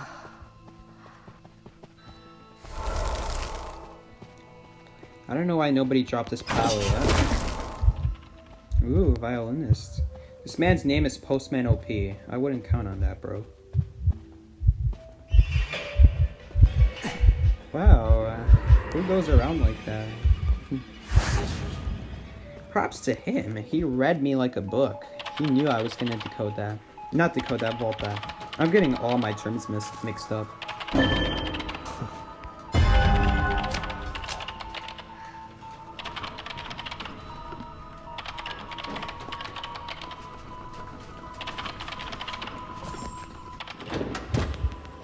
Darn, someone's kiting over there. Guess I'm not doing that cipher. Wow, did he really just teleport on a random cipher without it even shaking? No one was working on that.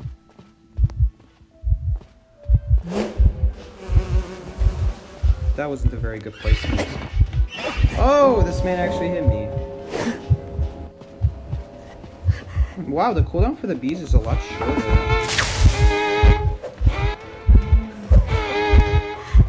This guy's gonna be so annoying. He's gonna tunnel me. But that's fine.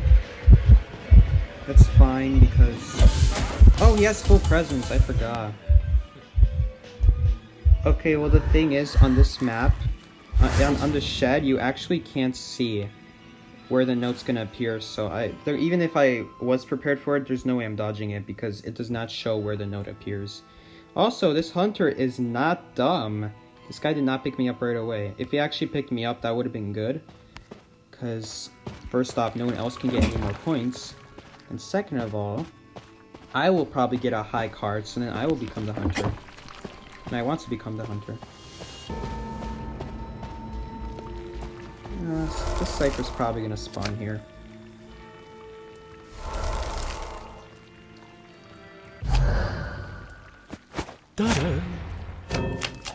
I'm like playing like if it's a 1v4 match. I only see violinist in 1v4, so I'm really only prepared for his full presence if someone's been hit 5 times.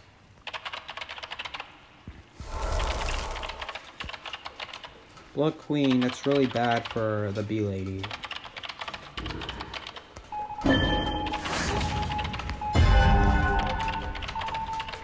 One thing you can do with the bees is, since hunters always spawn, why did the bees spawn so poorly? Since hunters spawn on the right side of the cipher, you can actually just put the bees right on top of where the hunter would spawn if they teleported on you.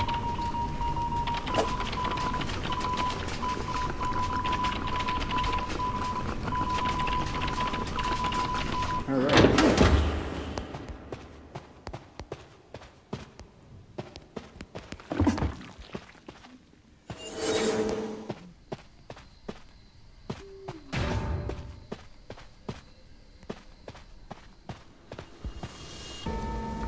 523 points, not terrible. That's a decent amount of points. I could do stuff with that.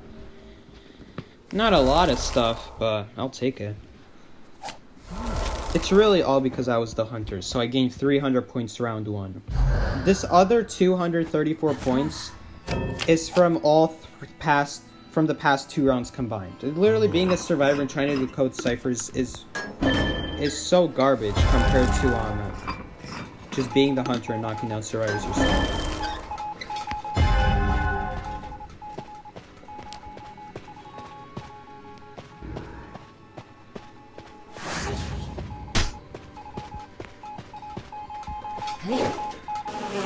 Why do the bees spawn like as if they assume I'm gonna like...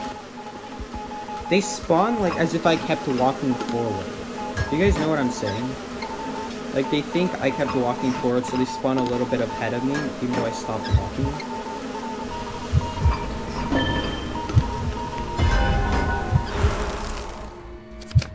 Goodbye, bees.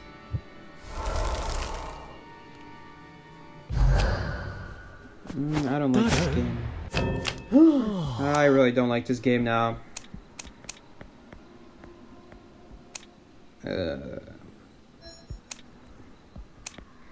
We could hope that I survive.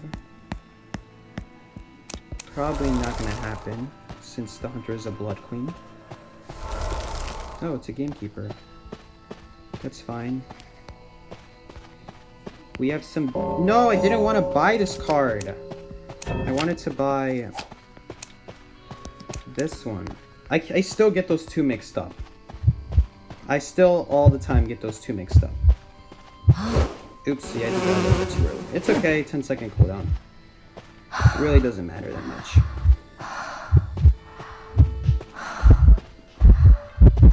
Someone is trying to pass a card to me.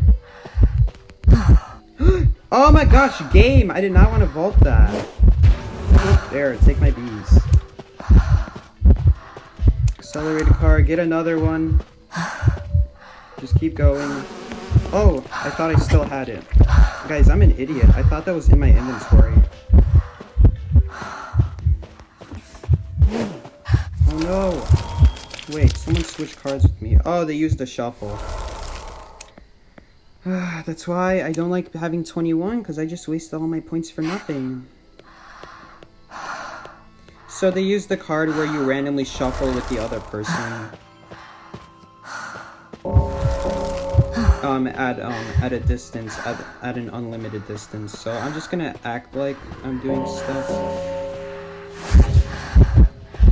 Oh, she switched it out. So now I like... I'm just gonna drop this. Please hug her. Gamekeeper, you suck, dude. Oh, come on, don't chase me.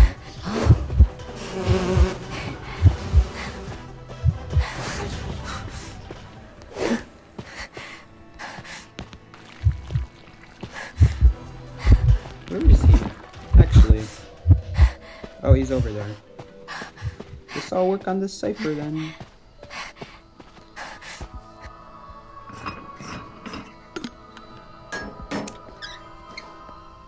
Man, these players are not dumb. I will say that. The coordinator was smart. She was the one person who just kept decoding, and then since no one got me, she just used the shuffle card at a distance. That was smart of her.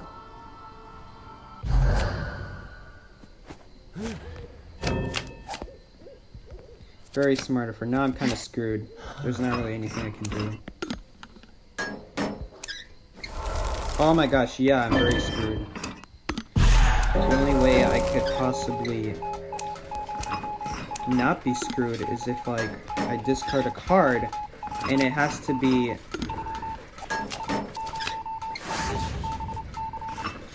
Okay, I have a 2 out of 6 chance to survive here. I'm probably dead this round.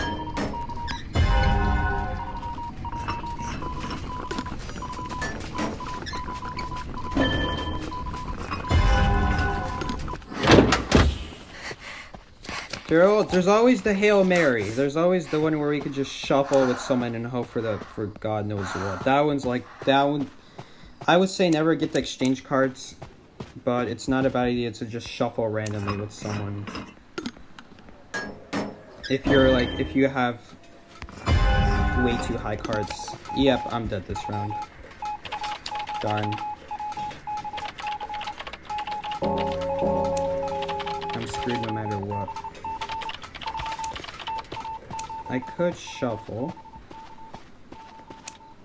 Well, this is my only chance.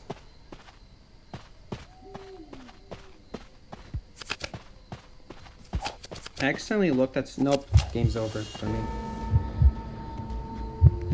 That's why I hate 21. Getting 21 screws me over more than helps me. I hate 21.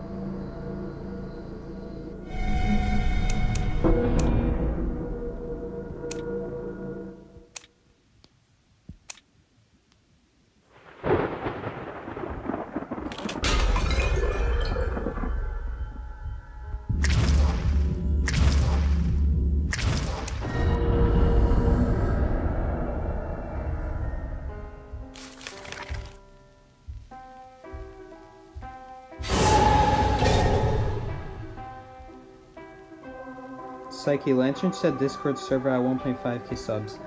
It's not a matter of like me not wanting to go play. Oh my gosh, what am I saying? It's not a matter of me not wanting to talk on Discord. This is just like a matter of who is going to run this Discord. Because never mind, it still is a matter of like I don't want to run the Discord. Who's gonna run the Discord? I don't want to run the Discord. I could. I mean, it'll probably be more. I don't know. I should ask Mumu how she set up her own Discord server. But like, there's so many small things about it. Setting it up. I would need like someone to help me out making it. And even then, I'm not a big Discord guy.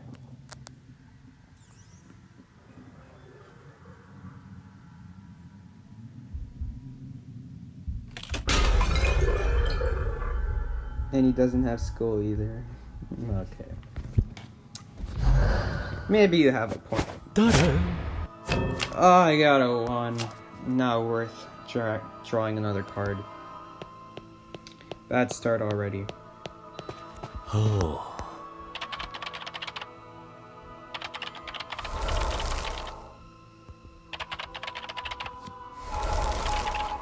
Keisha. Okay. Why does it always spawn over there? I want you to spawn next to the cipher. Oh wow, is this person not dumb either? They're actually not picking people up immediately? Oh god, this is gonna be a nightmare. I want to face dumb blackjack people, please, dude.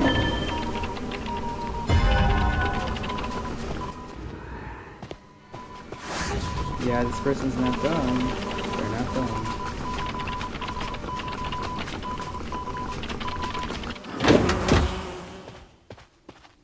I should probably be playing a stronger kiter, because entomologist really isn't that strong of a kiter.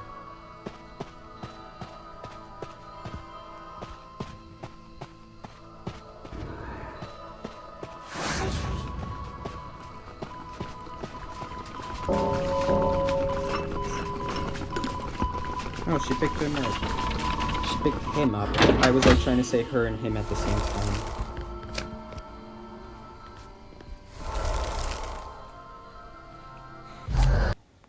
Round 1, I only have 110 points. This is why I don't like being a survivor in blackjack. Just being a hunter is so much better.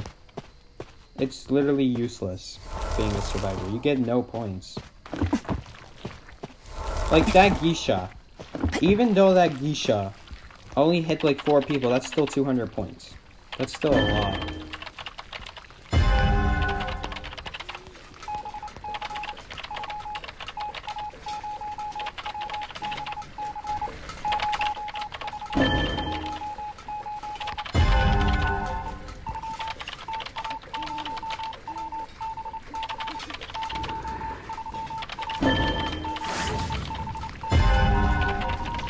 I mean, it could be worse. I could be having to kite right now and be getting 0 points for kiting. But at least I'm not kiting. At least I'm decoding, so I'm getting some points. Even though it's hardly anything to make up for it. Think about it. The risk versus reward. You get such a low reward, and you risk the hunter teleporting right on top of you.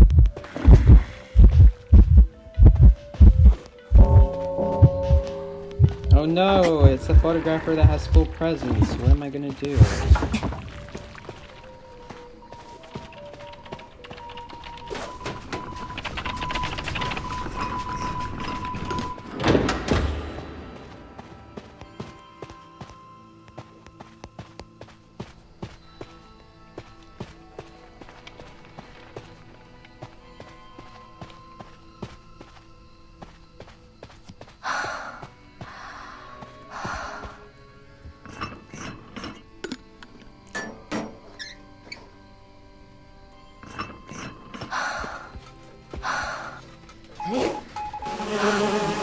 Yeah, I have to be not moving at all if I want my bees to spawn where I'm standing.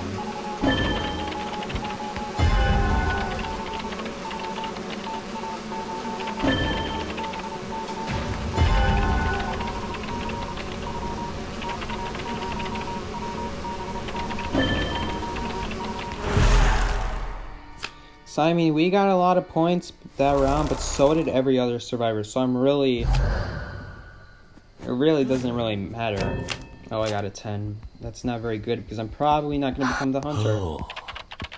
Unless by some miracle I'm the hunter. Nope. So I'm just stuck with this 10.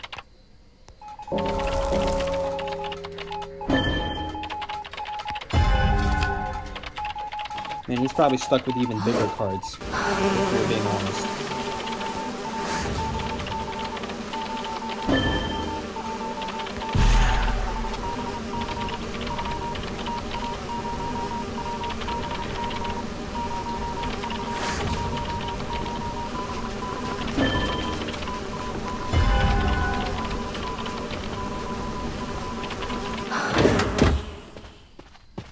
I'll break this wall.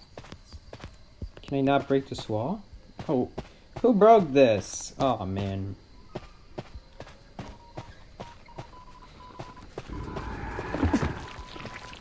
I guess I'll make everything honey, why not?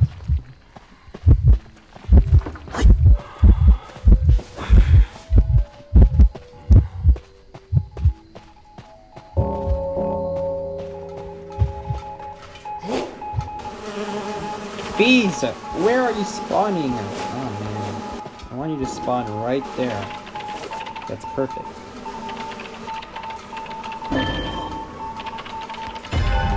Yeah, a little bit closer. There you go.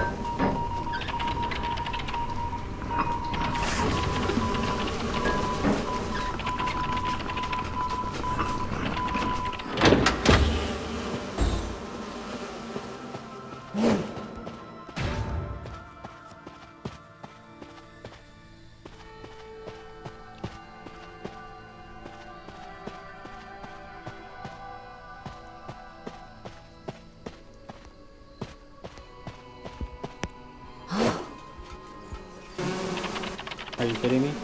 What's wrong with the bees? Why do they always spawn incorrectly? Maybe this is why bee lady isn't good. He at least spawns in the bees, okay. At least I know he does spawn in the bees. Man, I need this person eliminated if I'm gonna be the hunter.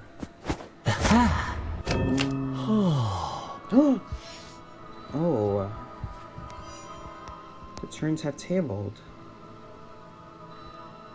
So I see where the other person is. This coordinator is definitely going to chase me. But photographer stands literally no chance.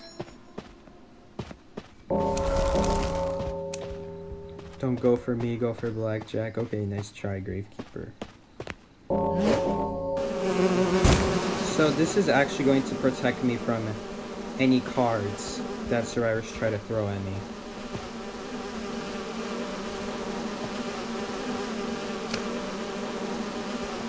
Never mind.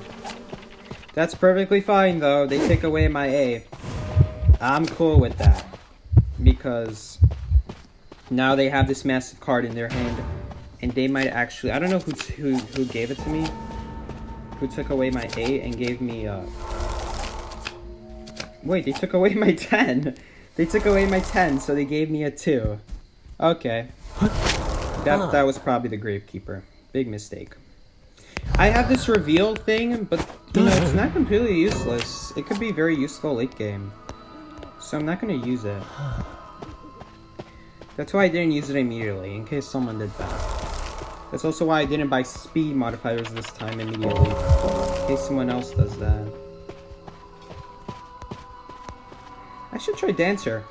I should try Dancer in this mode. I don't know, it's just, she doesn't seem very viable. She just doesn't offer any, like, protection from hits. Only hypothetical protection from hits. By slowing down the hunter. If she gets 2 music boxes, that might be worth it. If she only gets 1 music box, that's definitely not worth it.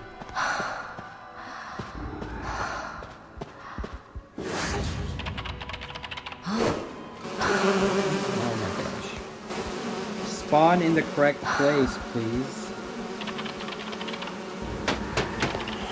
Oh, the hunter doesn't even spawn on that side of the bees. I'm just gonna take away my bees because I don't want him damaging it. It actually wastes time if he just swings at it. I don't know. Actually, I'm an idiot. This is blackjack. I shouldn't be saving my items. In a real match, though, you know, it's actually not a bad idea to do that, because then it may waste the hunter's time. Oh, he's actually chasing me.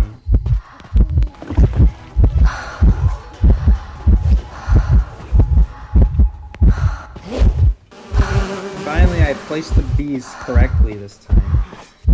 Yeah, I'm not gonna take that away. But in a real match, if you see them swing at it once, that's fine. If you see them swing at it again, take it away at the last second.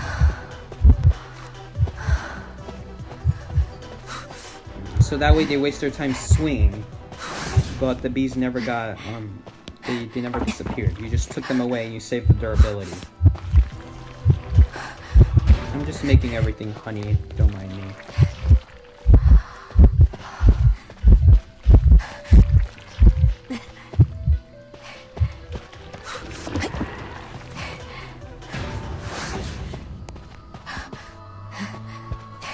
This guy's gonna get eliminated. He should be, right? Yep. He's hunter 3 times and he gets nothing. That's why you don't play photographer. 3. I don't know how I feel about that. This is like this is the part of the game where it gets stressful. Blackjack is more stressful than rank. Believe it or not. For me, blackjack is more stressful than rank. Blackjack's like nothing.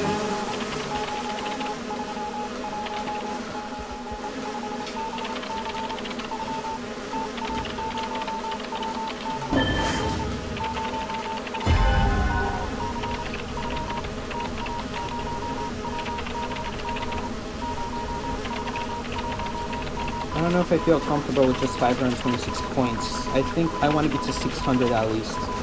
Or 650. That'll do fine.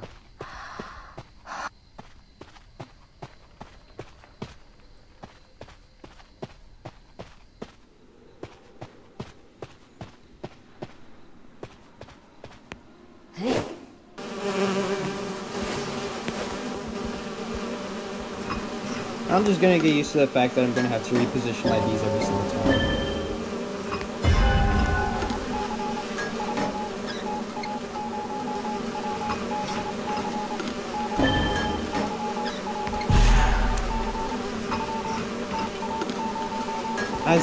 Just if we can get one more person eliminated, then I can set up my plan for the late game. Like, where did this guy just teleport to? He just teleported to nowhere. My man, the safe was shaking right over here.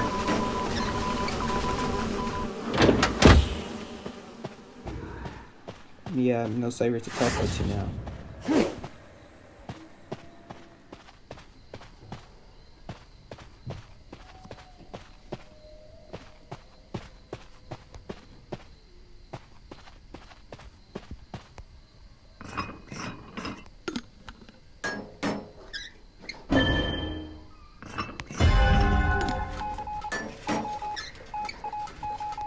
Isn't gonna have enough time to pick her up.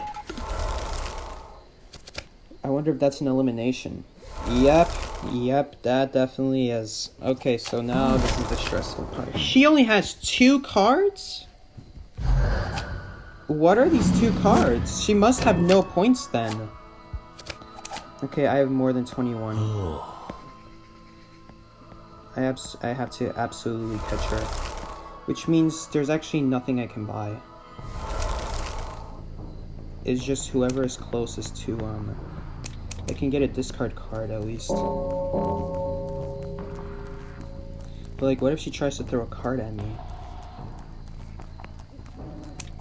Reveal her hand. We need to see what's in her hand.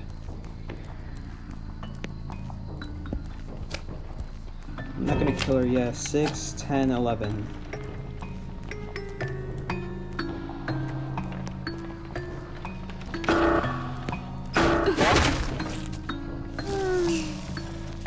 no, I wanted to use my thing. What are we gonna do now? Well, we have to card draw. I actually wanted to use my thing. I think I might have lost because I didn't use my thing. Yeah. If I used my card ahead of time, I wouldn't have had to gone into card draw and then hoped. Yep. Look at that. She picked up my 8, so she got lucky. She got absolutely lucky. I made the dumb play. I hate how you can't use your cards after hitting someone. Give me the chance to use my cards. There should be the hand icon to pick up when you want to start card drawing or when you want to skip the card drawing and just go straight to determining who wins. That should be an option instead of like as soon as someone gets hit. Because that way I would have like gotten rid of my second, like whatever card I need to get to like 21 points. Or 20 points. That would be the guaranteed win.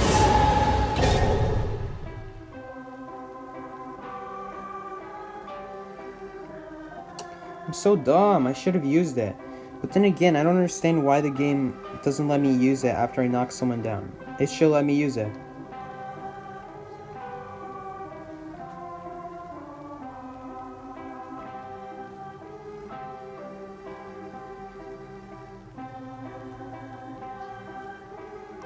Yeah, Troy's gonna be playing on his ult, boosting some of his friends.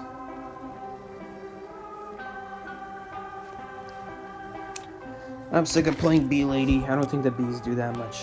They're good at blocking cards, but that's the one time, like, it was good. She's only good on Hospital. Okay, you know what? It is Hospital. We'll give her one more shot.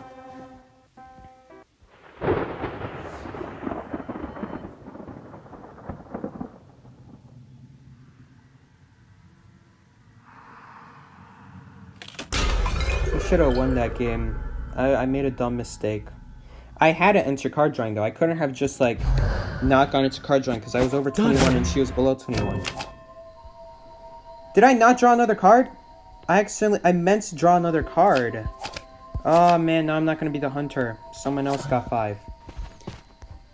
Screw this game. Can I leave? Can I leave this game? He's Hell Ember. Oh boy. Because now I'm stuck with a 5 and I don't even benefit off of it. While if I was the hunter, I could have benefited off of it. Where are the ciphers? Why is there no cipher on this side of the map? This game is so stupid. Like, bro, you kidding me? 4. 1. Or 2, I mean. 1 plus something else. 5. This guy would have been our competition. He might have gotten like a 10 or something. We're gonna see. This is very important. He got a 9. Okay, I'm glad he didn't draw another card then. He would have almost for sure beaten us out. 9. It's important to know there's a 9 floating around in this game. So he has 14 right now. Yeah, I would have had to get a 10 to beat him. Had to.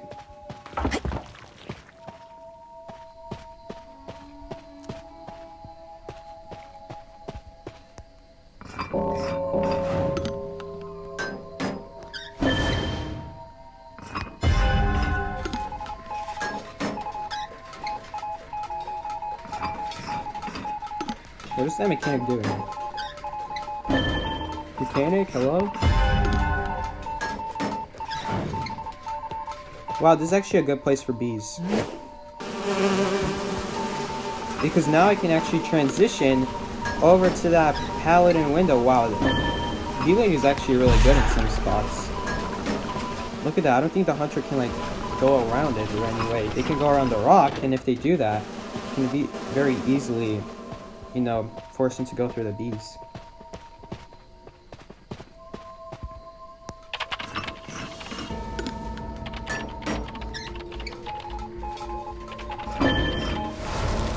Goodbye, robot.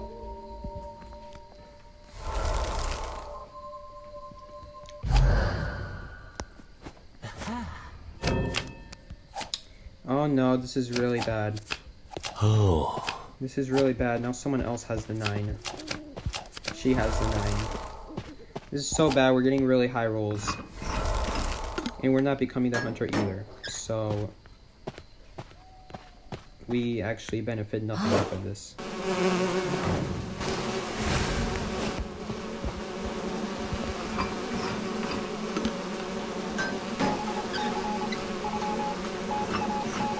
Here comes the robot again.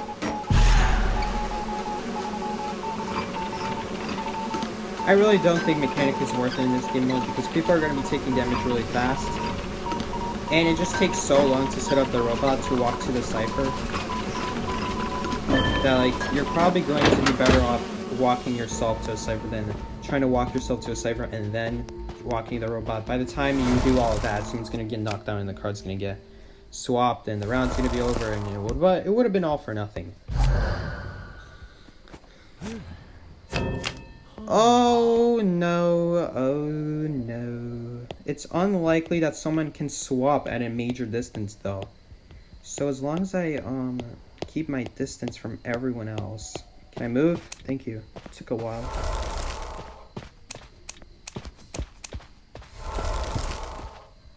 Basically, hospital's where you want to be at whenever you have 21. Go to the strongest area of the map.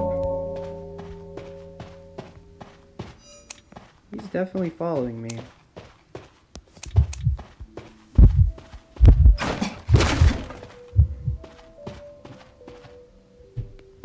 Oh, dude, is he gonna go down a floor? That would have been big brain.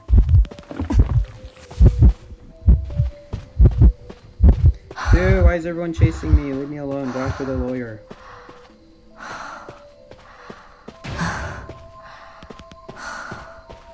Oh my gosh, please. I don't know why that was a slow vault. I was trying to vault that earlier. You know why? I think I accidentally pressed the walk. That's why. Put bees in front of this so no one can, like, throw a card through there. And I don't get surprised.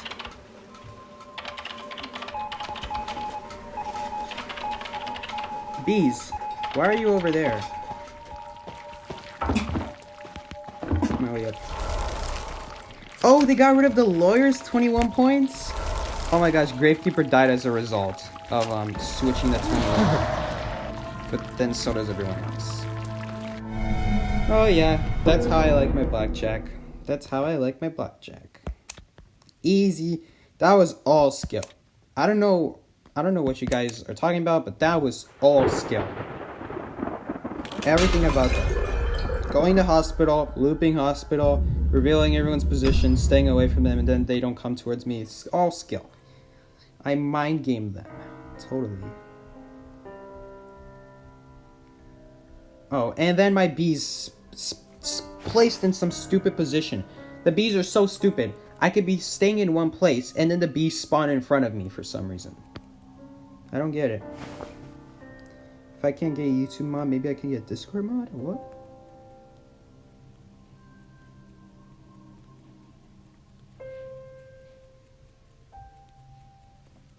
Alright. Oh, I got some dice. Psyche, what map do you think Sculptor is best? No idea. I have no idea how to kite her. So I can't tell you in which area she sucks or not, and therefore take that to the bigger picture and say what map in general she sucks on, or she's best at.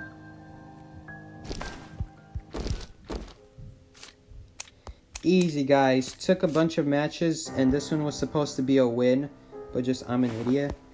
It took a bunch of matches, but we did it. We won blackjack, and with skill too.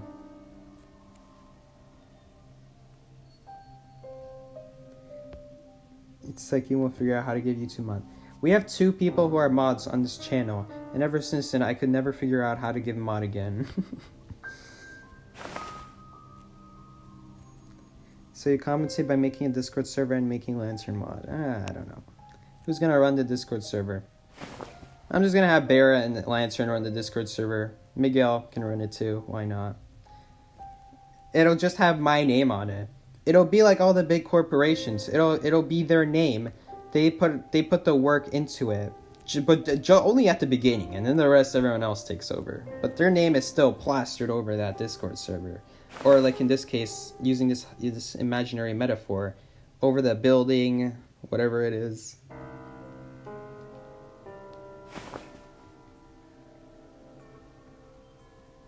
Don't you go on your computer to change the thumbnails? Yeah, I do, but I don't know how to make people mods.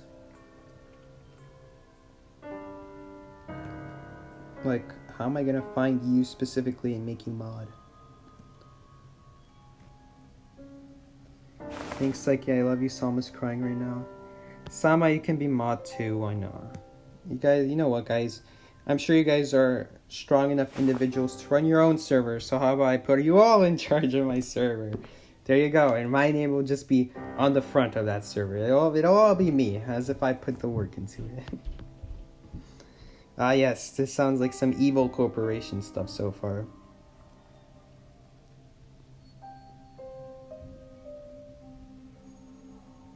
Alright. I think that's gonna be it, guys. I'll think about the Discord server. I'm gonna ask Mumu how she set up her Discord server. How can you set up a Discord server now that I think about it? Psyche call when? I don't know. You guys don't need to make a call for me.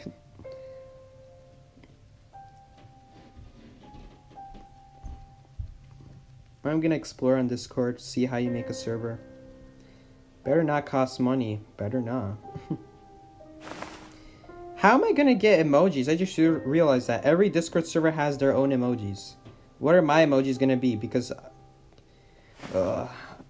please don't tell me my Discord server is gonna have all those cringy anime hug and kiss and punch and everything anime related. Oh god. I don't even watch anime. And it's probably going to be all over my hypothetical Discord server. The only one I know is JoJo, and that's because it reminds me of Mojo Jojo from the Powerpuff Girls. I don't even know what it's about. I just hear the name, and I'm like, oh, Mojo Jojo, that guy. No, that guy. Barmaid emoji! No! Blue butterfly emoji, not bad, but how am I going to create emojis? If I'm going to make a Discord server, it's going to be the plainest Discord server there ever was. I'm not going to know how to set this stuff up. I'm not going to know anything. I don't know who this guy is, but he has 21 stars somehow. Barmaid emojis. Guys, this is good.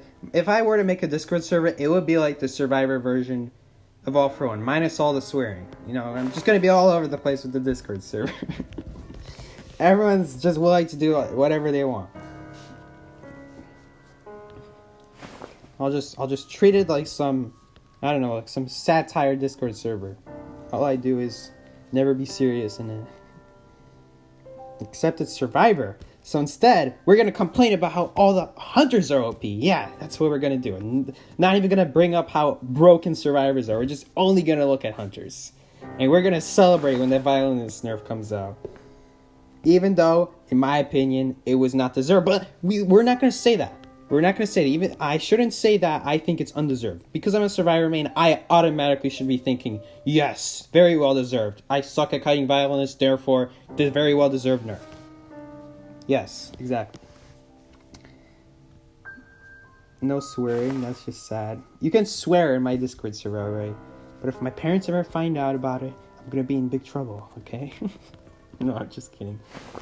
But it would be really awkward if my siblings found I had a Discord server. It would, as if having a YouTube channel wasn't awkward enough. A channel for me and Net to bully Miguel, I don't know. I don't know about that. Sounds kind of harsh. Poor Miguel. You know, Miguel's kind of silly, but I don't think he deserves that harsh treatment. One channel for each person. Oh, God. Psyche already has great plans now. Make the server. Psyche, I need a server to complain about stuff. Okay. Easy enough. We can, you know what? That would make such a great YouTube video. Just like looking at Discord #complain channel and saying how everyone is wrong. Talking about how everyone is wrong.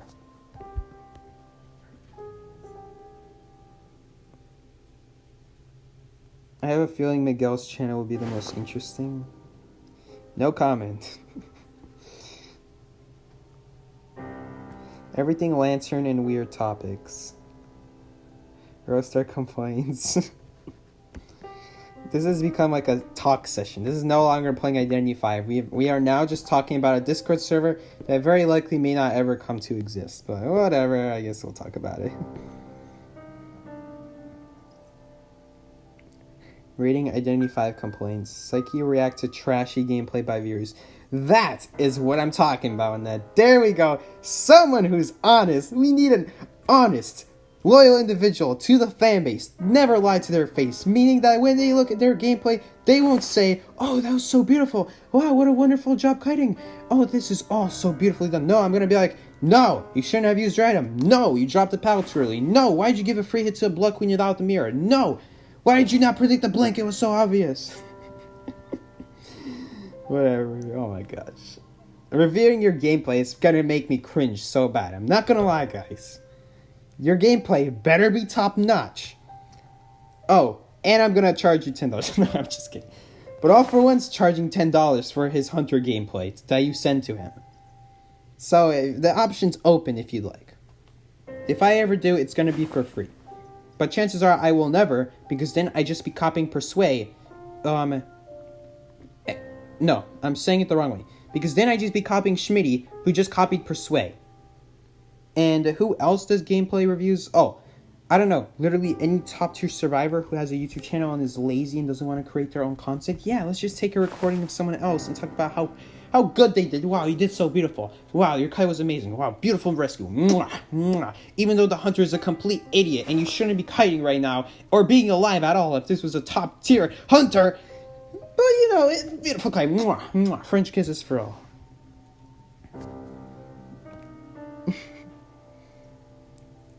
So, do you want gameplay of me getting terror shocked as immersed to review? Oh, God.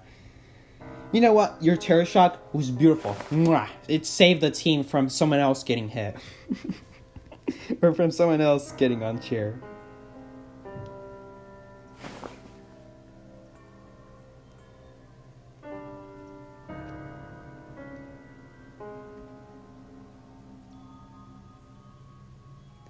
Good thing Psyche's monetized? Why is that?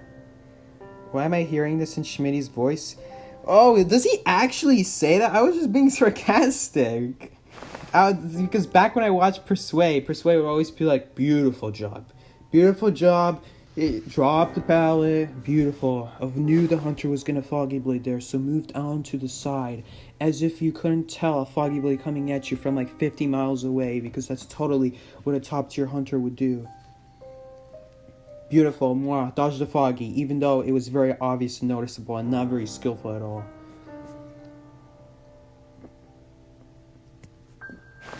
And then I know Schmitty does the same thing, but I never actually went ahead and watched his videos.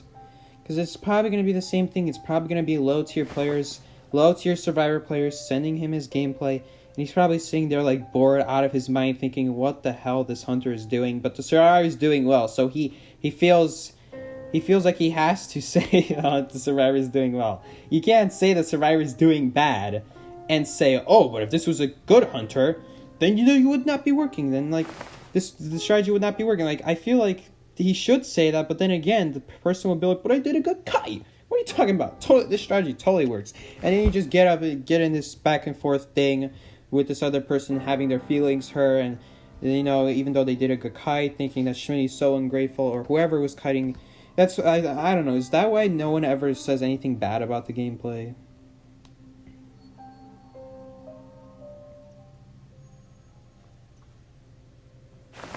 French kisses are different from chef kisses. Chef kisses, mwah, mwah, beautiful. Beautiful job. You made a beautiful meal here of this hunter. Turn into some roast beef sandwich. Mwah.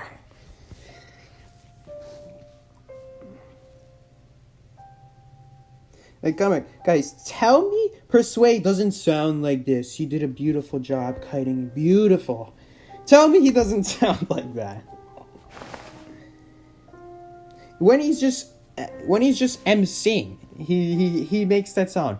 You know, the Potatoes team really did a wonderful job. We saw that beautiful wall blockade from Jonzo. and whoever else whose names shall be unknown, because I do not even know who this person named Psyche is, but I will not even go ahead and recognize this person. Just say that some random person made this beautiful wall, block the Mad Eyes, allowing the mechanic to get away, and therefore winning the match. Beautiful job from Potatoes. I can do that. I just did it for you guys, just for memorizing what happened in the match, because that was a pretty good match. If you guys didn't see it, go check out the summer tournament, day 1, or was it day 2? Go check it out, day 2. Wait, no, it wasn't day 2, because we did not even go until a few days later. Check it out, it's some day in the Potatoes, I don't care. It was some match. You can bet I don't have them saved. You can bet, because I never remember to save anything. Persuade has the MC voice. They have to think of positive things to say. I guess you have a point, because MC has to do that. They don't want to sound toxic. But if we're talking about reviewing your gameplay, you better be... You guys remember when Persuade made that bootcamp video, Bootcamp Persuade episode 1, and he never made another episode after that?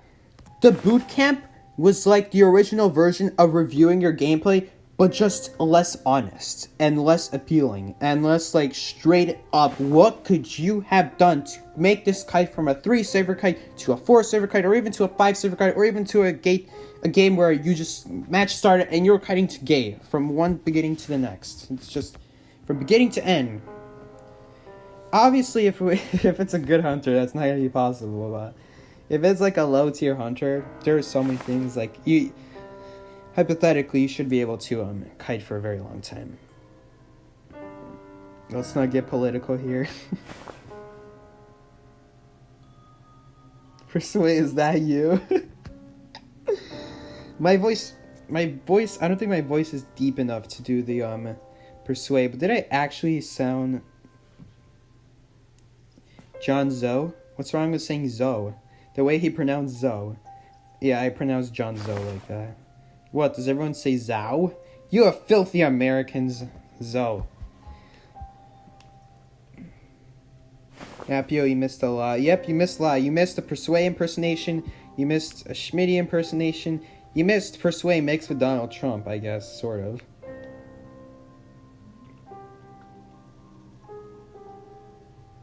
Japan and CN casters are pretty savage. I don't want to watch that. I wouldn't want them emceeing my match. ASMR like Duty?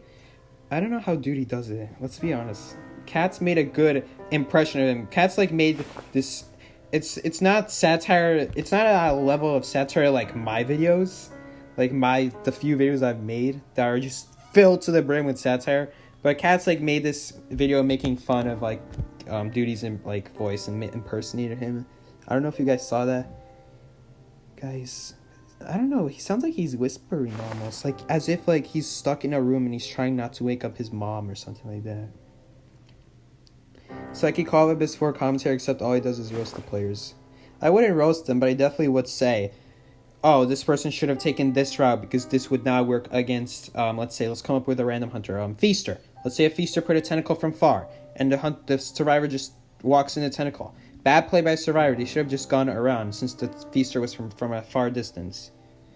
Or they should preemptively assume the Feaster will block the way with a tentacle to the path they're going toward, and then last second switch to the window. Let's say they're cutting it shut, It's kind of that kind of stuff, but this is hypothetical stuff where this would only you would only get it if you saw people doing it. Saying it in a match doesn't really make sense. Seki, why are you yelling? Am I really yelling? I hope my family doesn't hear me.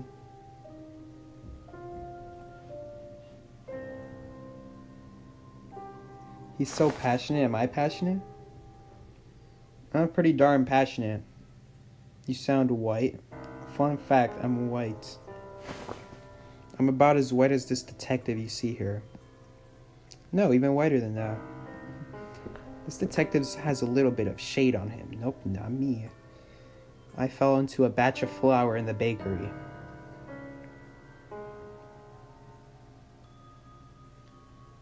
Me not being Asian but still know how to pronounce Zoe. Whatever, guys, it's Zoe.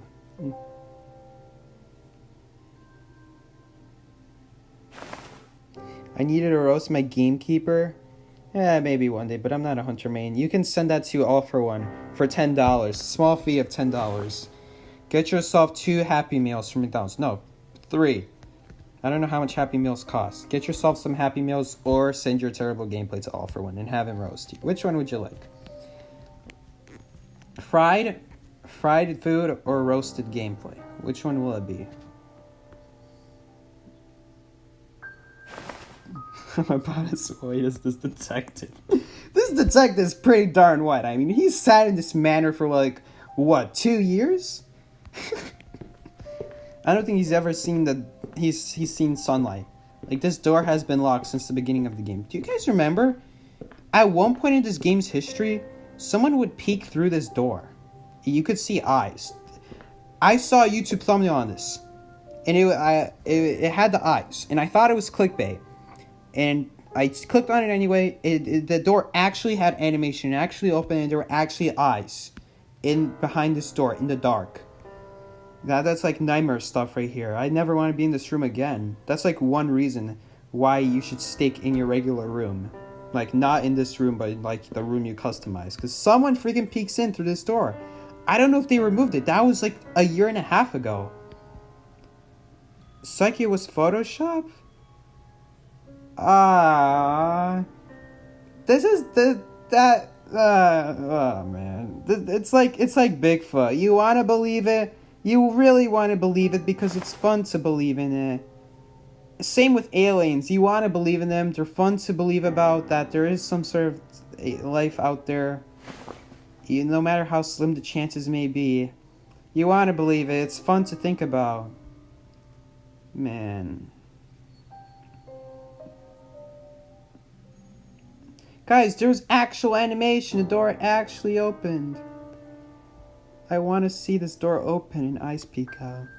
Guys, someone link the video in the chat. I want to see that. One more time. Was it actually Photoshop? Was I actually fooled that easily? No, it looks so convincing. It's big, guys. It's been a long time. I haven't seen the video in a long time. No joke. I actually, after seeing that video, I sat in front of this door for like 5 or 10 minutes waiting for something to show up. You know what? For the rest of the stream while we're talking here, we're just gonna stand in front of this door and if... It actually opened up! It actually opened up! I have goosebumps after that. Oh my god. Oh my god. It actually opened up. It actually opened up. I don't want to be in that room. I don't want to be in that room anymore. It actually opened up. You guys, someone send this. Someone show this on the Identity 5. This server. This is scary. This is scary. There were no eyes, but the door actually opened.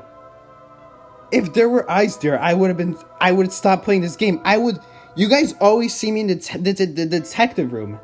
I never sit in this room because I don't like being in this room, but after that, I don't want to be in that room anymore. I hate this music too. This music is creepy. No, get out of here. How do I change music? Switch score. Please get me out of here. It actually opened. No way this door's actually gonna open, right? There's no way it's actually gonna open. I mean, it's boarded up. There's no way there's animation, right? Like, how is it possible that someone photoshopped the animation? Like, you guys were all telling me it's Photoshop. And I'm like, was it really Photoshop? But the animation looks so convincing. Maybe the eyes were animation, but I was still convinced that the animation was real, and holy crap. Did you guys know about this? Did you guys know about that? What? I've played this game. What day is it today? It is August 17th, 2020. I've been playing this game for over 2 years. I just passed the 2-year anniversary of me playing this game. Did I? Actually, did I? When did I pass my 2-year anniversary of playing the game?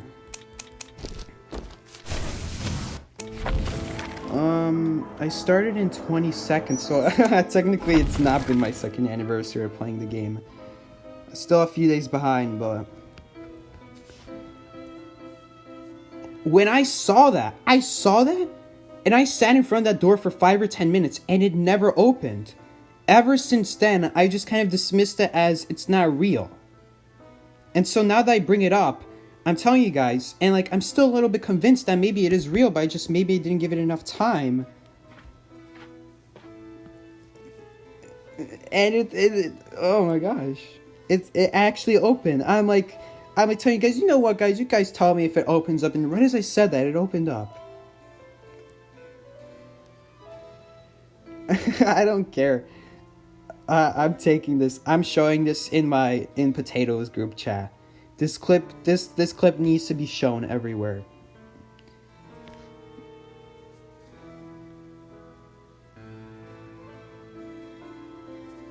Oh my gosh, I can't believe that's real. I don't want to go back in that room now. Annabelle left the chat. Did you guys know? Guys, tell me honestly, did you know that the door actually opened up?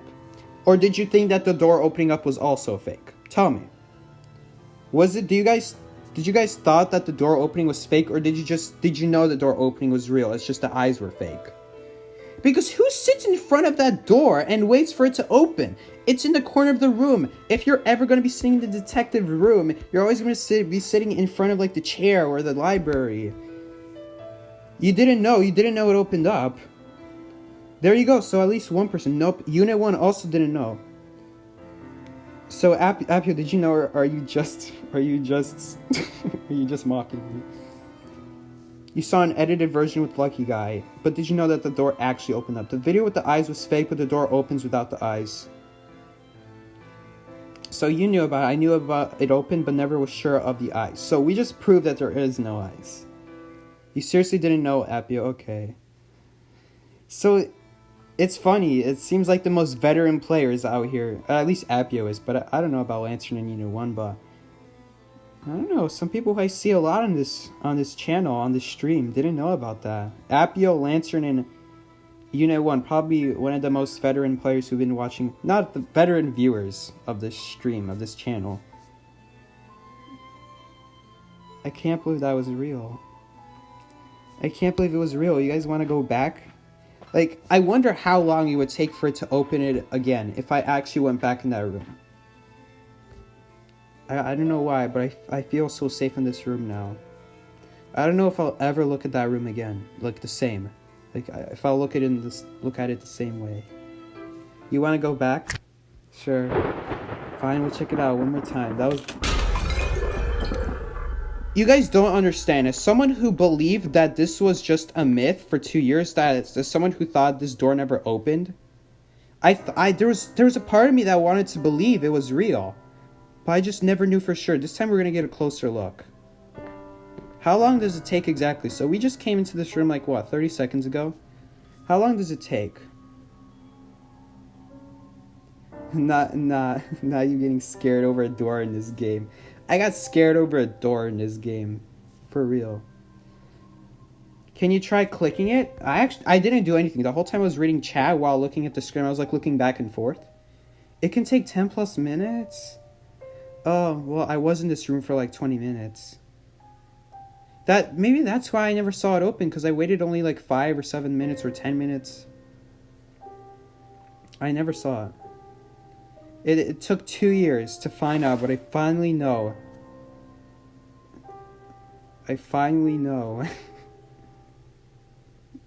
That this door actually does open. I need to share this with like Moo and Blue and John. Did they know this door actually opens? Because I know everyone has seen the clickbait eyes, and it actually in the video they did add eyes in the middle of it. I'm not gonna lie about that, they did. Whether or not it was real or fake, they did.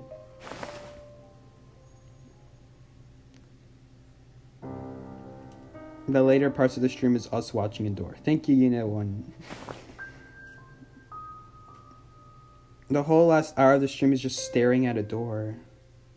Guys, it's like when a conspiracy theory that you believed as a child but have no proof to believe, and you just over time just forget about it.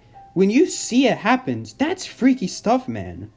That's freaky stuff. Like, let's say you heard about this rumor as a kid, and it turns out after all these years when you're an adult, it's actually true, but like partially, not entirely. Of course, the thing is that would never happen in real life, because real life is real life. But in a game, there's a lot of myths and stuff.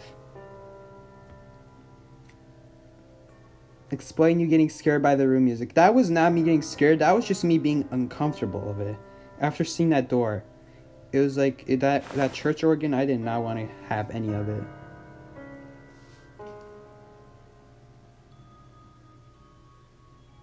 Become a better human or watch Psyche stare at the door for 20 minutes. We all know what I did. The door opens every 2 years. So this is the first time it opened after 2 years, and now it won't open in another 2 years again. Oh well. I don't know, guys. I wonder if there's like any other stuff that opens.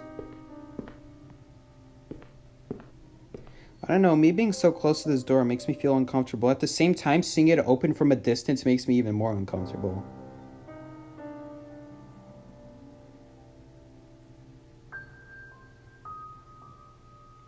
See y'all in the next 2 years. See ya, guys. You know what would be scary? If some shadow appeared in that mirror. That would be scary. Or eyes appeared through this hole. That would be good. There's a lot of stuff you can do with this room. It's too bad that the only thing they did was like have this door open. Didn't the China version have the eye in the wall? I don't know. That'd be really creepy if it did. But I really wish some sort of shadow in the mirror. It would be like cool. Psyche, think about it. What's the worst that can happen if the door opens? I actually thought something was like about to jump out, and like some eyes were about to appear. Because think about it. When you guys said it was Photoshop, I thought everything about it was Photoshop. I even said, really, was the animation Photoshop too? And I just thought the animation was Photoshop.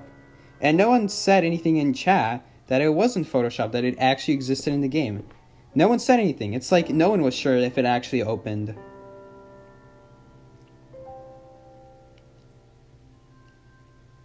It's a game. I don't care. It's a game I played for 2 years. And something I did not know about it. Imagine Psyche not knowing something. Come on. You can close out of it? Nah. We're gonna stay in front of this door. That sounds like fun. We gotta invite someone in here. They gotta witness this door open. Lantern, you gotta witness this. You gotta witness this. It actually opened again. It opened again. So that time, a little dust came off from the top, and there was like a little bit of floor, but the rest is dark. Imagine seeing a creepy doll in the mirror. No, stop it, Lantern. Stop it, Lantern. Stop it, Lantern. Technically, there is a reflection in the mirror. I don't know if you guys see, but there is a reflection in the mirror. You guys see that door in the back? That door? That's the same one over here. This one in the back. But this mirror does actually have a reflection. But the door actually did open. It didn't take that long. Well, it took 10 minutes. You missed it? I wonder if y'all realize when his mic cut out and after 5 minutes the door opened.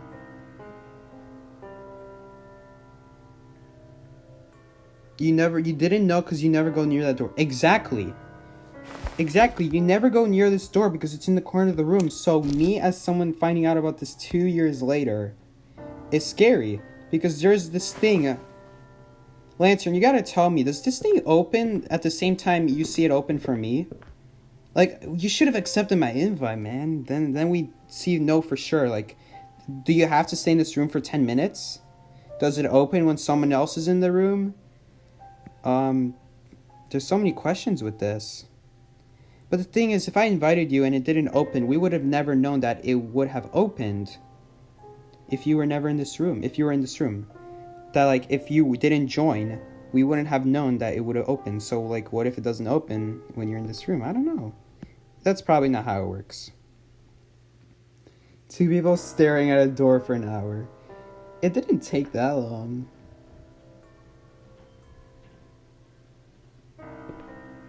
This is quality content.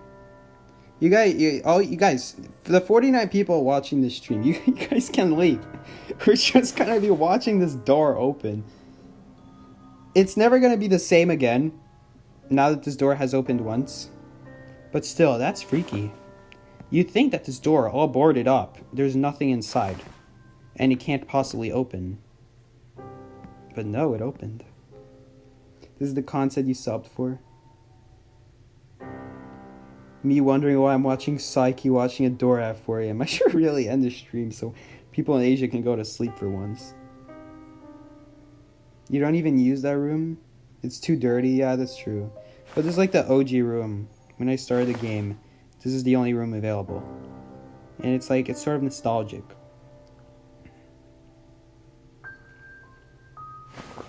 Why are there 50 people watching a person stare at a door? Don't ask me. Why are there this many people in the first place? No idea. It's 10:26 p.m. We are going to stay here all night watching this door open.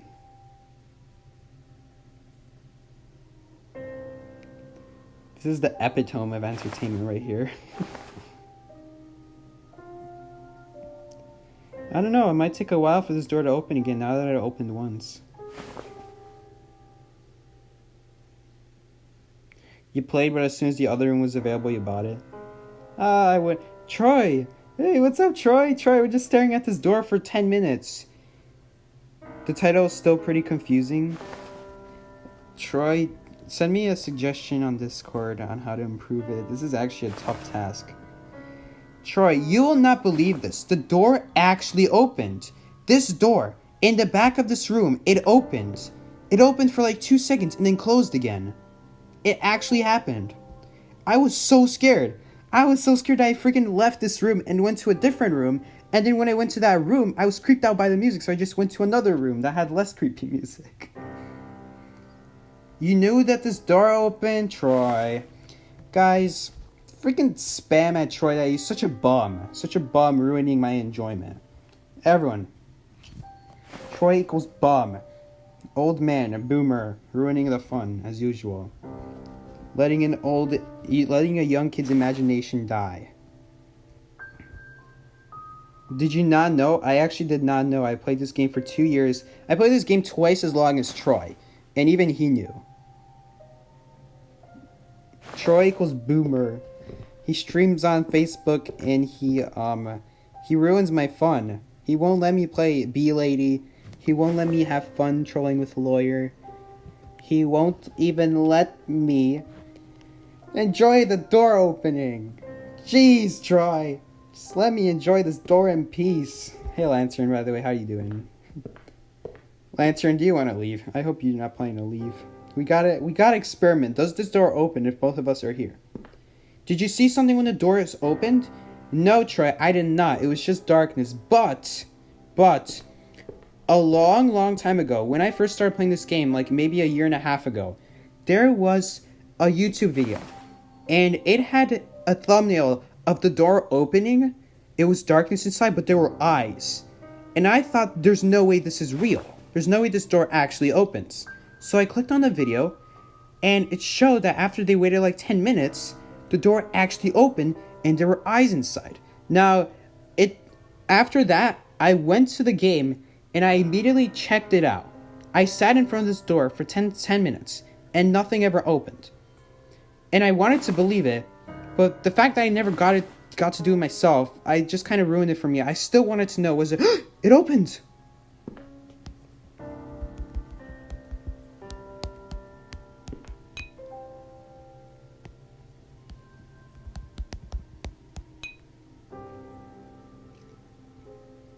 Please tell me you didn't miss it.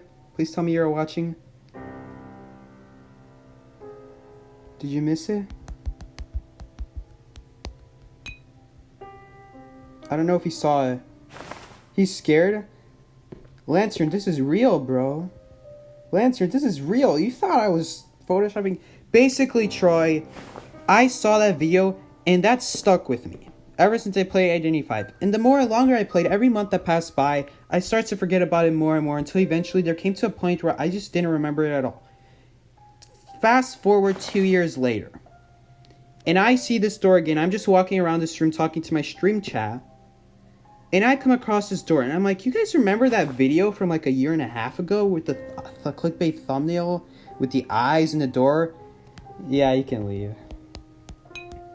And you guys remember how the door actually opened? I never found out if there were actually eyes behind the door.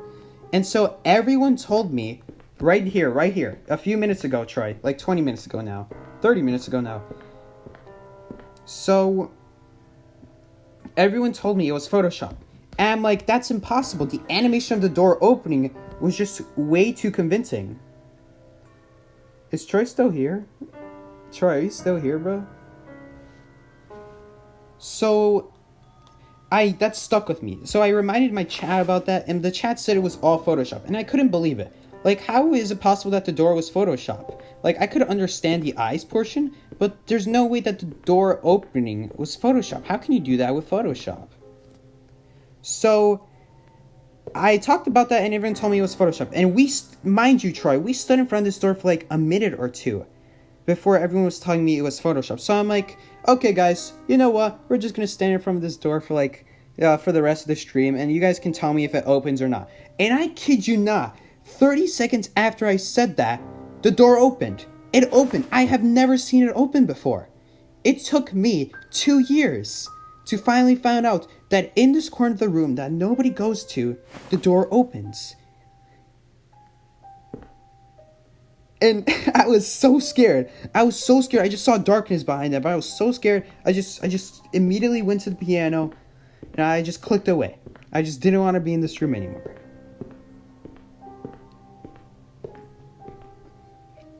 And that started making me think, what if they added like some shadow appears in this mirror after you stay in this room for like 20 minutes? What if they made some eye appear here after you stayed here for like 20 minutes in this wall? What if one of the books fell out and then disappeared? What if one of the candles just lit out randomly? What if something came out of this painting? Or what if this random radio recorder would start playing randomly? Or what if there was some ghost pet in this cage that would randomly appear and then disappear? Psyche, they're not gonna update this boomer room. Oh man. I do know that when you walk near this couch, a rat appears. I do know that. You only see it if you're walking like from in front of it, like this. If you're already behind it, you won't see it, because the couch won't be see-through.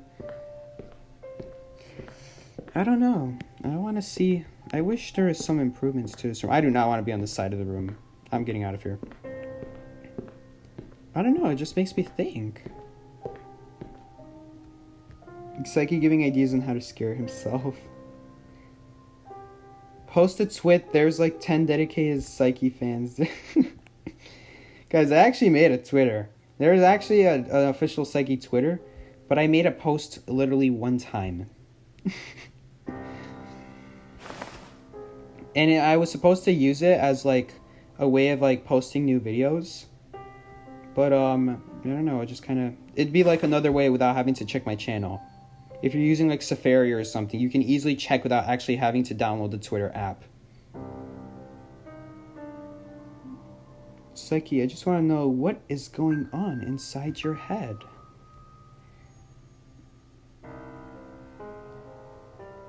Yeah, I know there's rats there running by if you go near the couch. You can write a whole 5-page essay ranting. I actually do enjoy writing essays. I write really good essays. The key to writing a good essay is just enjoying writing it. You just the start is the most difficult, but once you get, you should change your hobbies before you lose your mind. Noted. I'm gonna stay in this lobby. It is nostalgic, but I just don't want to go near the other side of the room. Psyche door stream. I'm not kidding, dude. This stream has been about a door for 30 minutes now. Psyche, you want to do my assignments? I don't know. I haven't gone to school in like, what, February? And I won't be going to school for a long time. I guess a year. A year is a long time if we're talking in school. That's like 1/12 of the required years you have to do in school. Like in the US. In school. Yeah, no duh. 1 out of 12 years you have to do in school. No duh. You remember hearing knocking noises? There were no noises. Upload this part as its own video. Scariest thing in identity 5. If I find something that can download videos, because I actually found a website that can download MP4 files, so basically YouTube videos. You can basically steal people's YouTube videos, and then I could just edit them in iMovie. That's how I'm able to show stuff like Call Me Duty's gameplay in my videos. Only like a few seconds, because I don't want him to copyright me. I don't think he would. Not that I make money off of my videos, but... Where's the Twitter? It's just Psyche. The Twitter's just Psyche.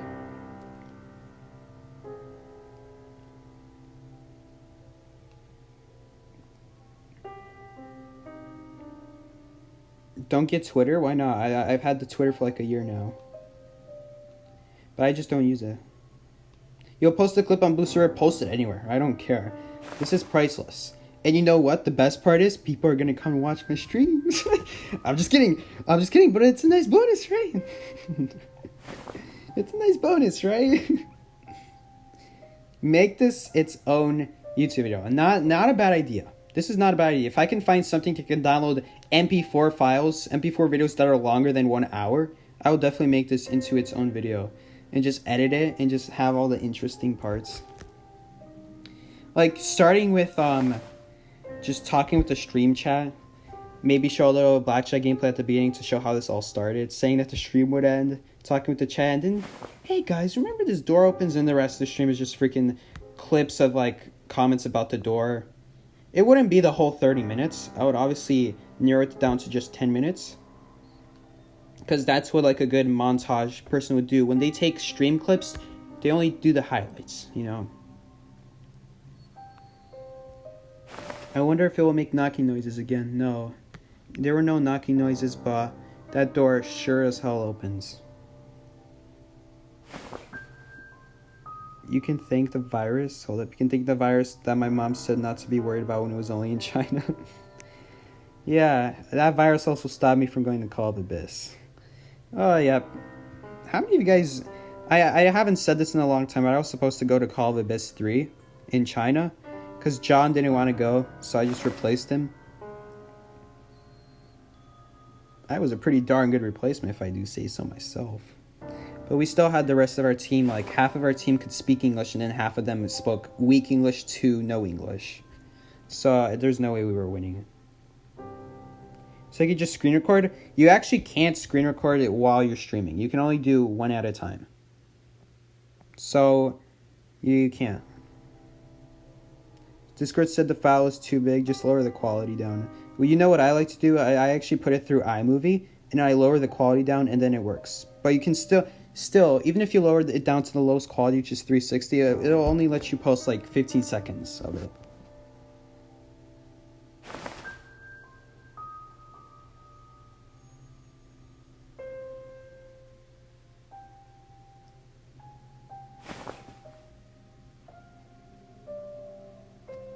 $52 viewers for this mess.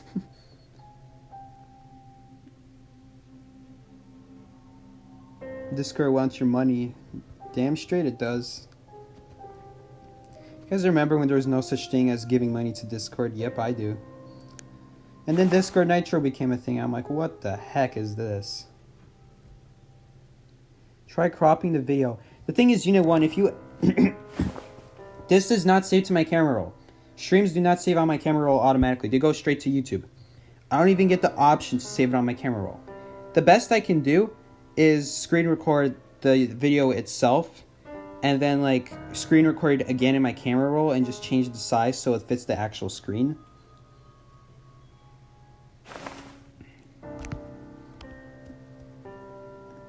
You got a video compressor?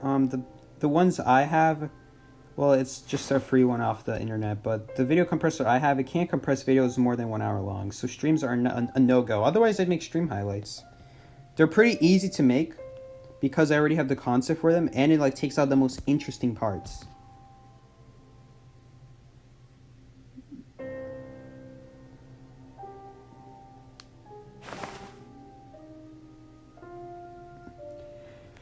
Alright, guys. Well, I'm scared. Imagine this door just opens right now. Right now. 3, 2, 1. Just opens right in front of me. Right here. Perfect timing. It's 10:40. It should be opening right about now. Or maybe it just opened earlier. I don't know. That door opens.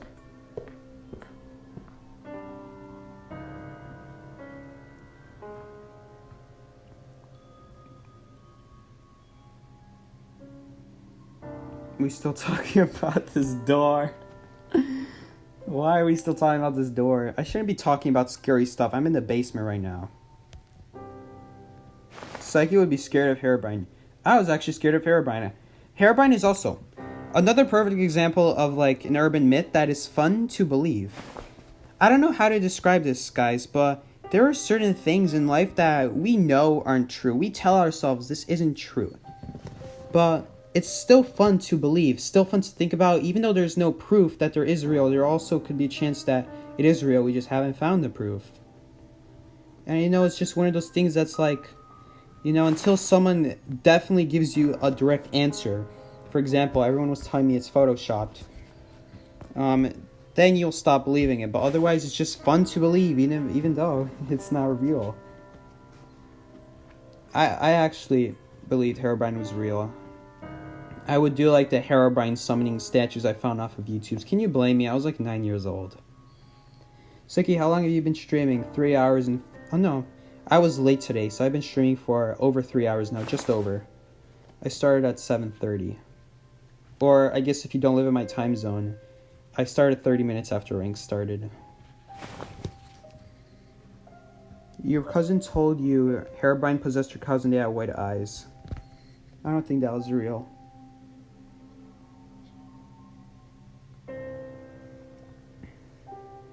It's like he runs out of the room after turning out the lights. Oh god. Don't make me think about that now.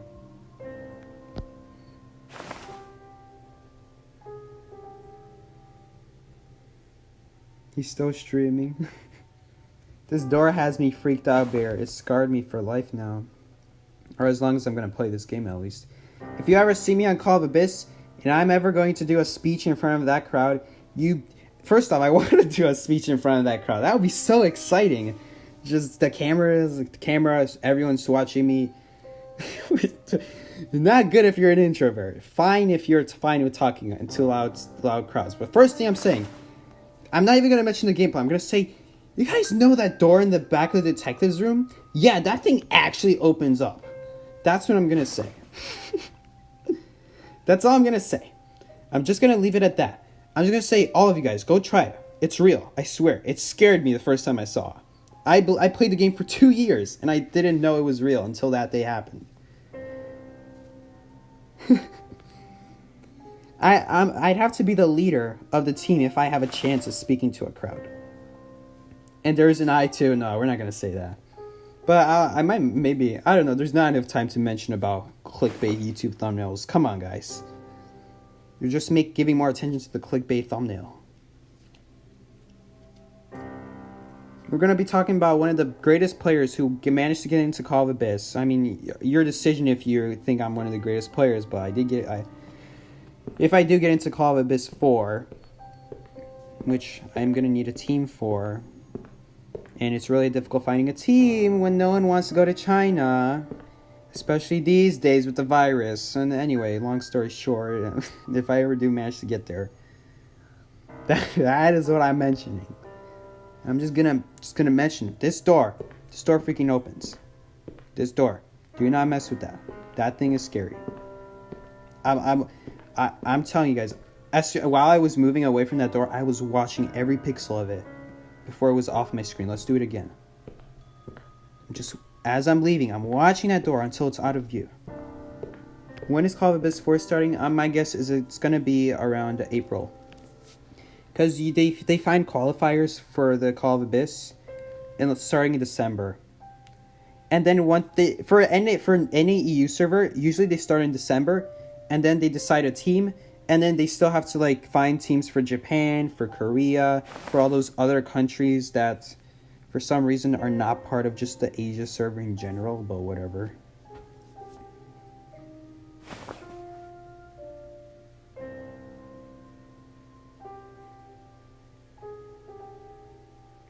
I know how to be you, Psyche. Just bring up the door before the match to distract him. Don't do that. That scares me.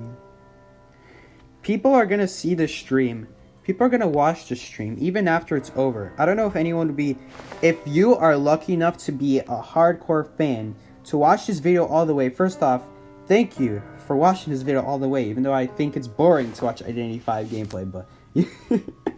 I'm like discouraging you right now from watching this video, but thank you. You just saw this door open. Isn't that incredible? Hey, yo, Psyche, did you know the door opens in the lobby? If I read that for the first time before knowing that door opens, I would say, well, yes, I've seen a clickbait video about it that's showing the door open, but I never knew for sure. That's what I would have said. What do you mean, Psyche? I watch this all the way, except when I shower. Psyche, does your mama know about the door opening? I showed him the clickbait video. I showed him, and he didn't know if it was real or not either. I don't know if he knows now, but, like, he hasn't played the game in, like, what? How long has it been? It's been 1.5 years. He stopped playing the game. I doubt he knows about it. Imagine Psyche someone skips all the way here to the without seeing the door. If you skipped all the way up to this point, go back 30 minutes and watch that door open. Trust me, it'll be very obvious. I will be very freaked out. It's boring to watch Identity 5 gameplay, me sweating nervously watching IVL, IVC, NEXT next? What is that? It opened 3 times. Yes, it didn't just open once. It opened 3 times. We got it on camera. We got the lights, we got the camera, we got the action. We got all 3.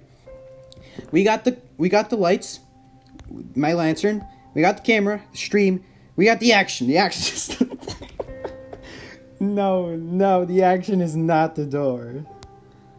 The action is definitely not the door. But for me it is. The action is where the door is at. Guys, I need to close off the stream. It's getting close to my bedtime. We got 2 lanterns, we got the camera and the door. We even got a lantern. We even got lantern's camera. The lights. We even got his light. Not necessarily his camera. You said your mama quit, but I swear I matched with him in duos the other day.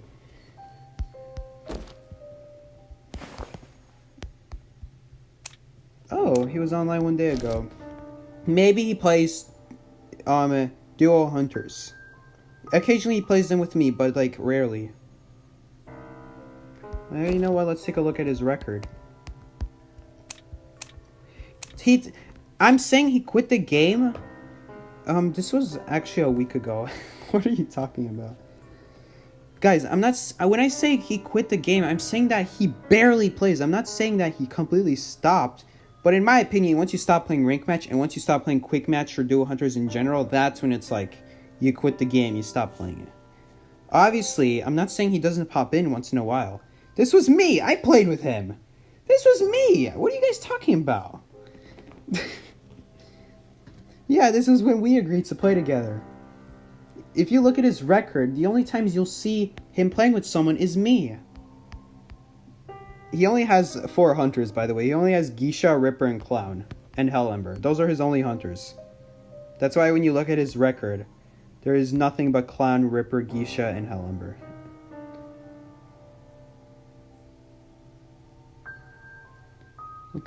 Okay, guys, I think we got a contender for an evening rank session. We got Mumu. We'll talk about it. We'll talk about it with Mumu. You guys might see Mumu in future streams. Yeah, this is all me. This is all me. Oh yeah, you guys can bet we are talking about where we spawn to double team every single time.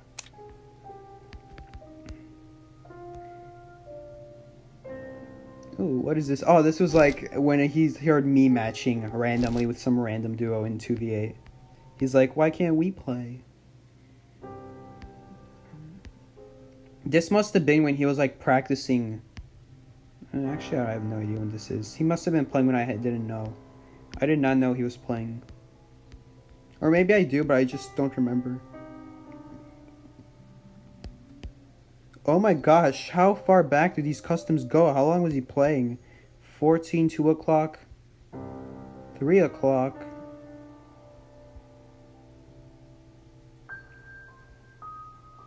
My man Yo Mama played customs for 2 hours straight.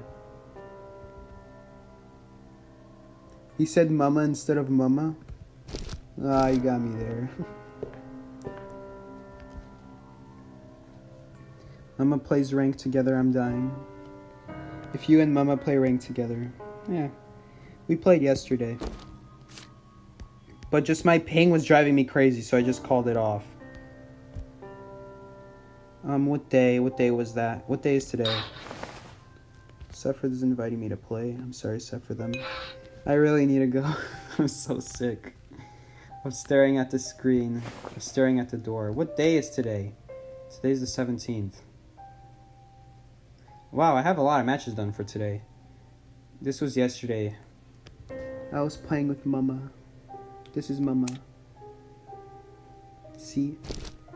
Her name is just a bunch of Chinese symbols, but I renamed her to Mama. And this is Mama too. As soon as Psyche ends the stream, I will go to sleep. Why not make a guide about how to open the door? This is such a big urban myth. We have some people in this chat who really did not know this door opened. So, probably the majority do, but those few people that don't, this would be incredible for them. This is like, maybe they won't have the same reaction as me because they weren't actually in the room. So it's not the same atmosphere. And who knows, they probably didn't even know about it in the first place. They probably never seen the clickbait video since it was so long ago if they're a new player.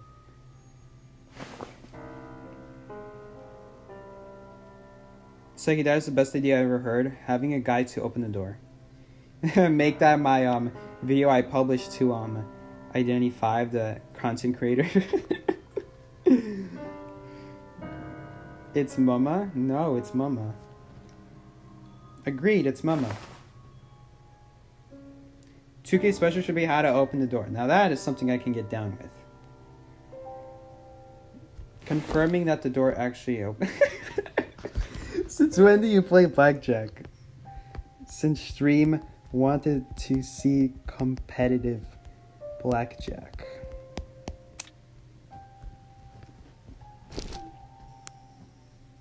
Isn't the content creator thing coming? It's already came. You can already upload stuff for it up until September 1st. If for some reason I don't have the rescue video done in time, you know what, I already have a video that I could publish, and it's the how to buff the North build video. That's a really good video.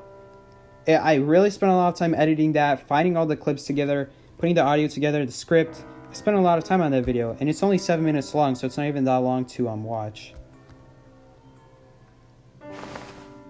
It's just who got the best of luck. No, there's actually a lot of card counting involved.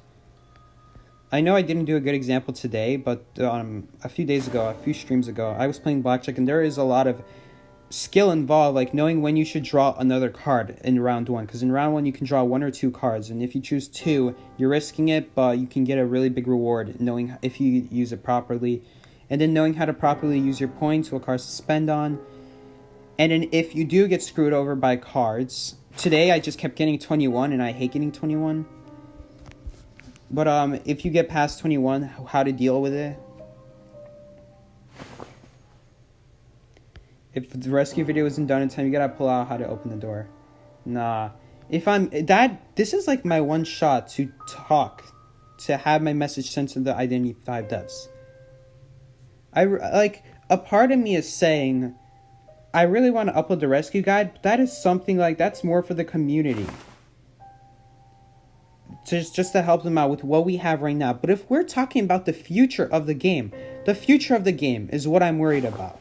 If we're talking about the future of the game, then I should be uploading the How to Buff the North build video to the NetEase and have them watch it, because we always talked about how there's no way this video is getting to NetEase. Here's our chance. It's almost 12 and you gotta wake up 7 tomorrow. See ya, Bear. YouTube doesn't show the full stream replay? Why not? It only shows 2 hours? Guys, my mic's falling. I don't know. Oh, man.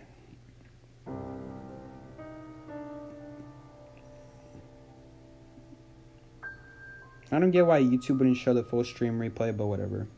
Alright, guys.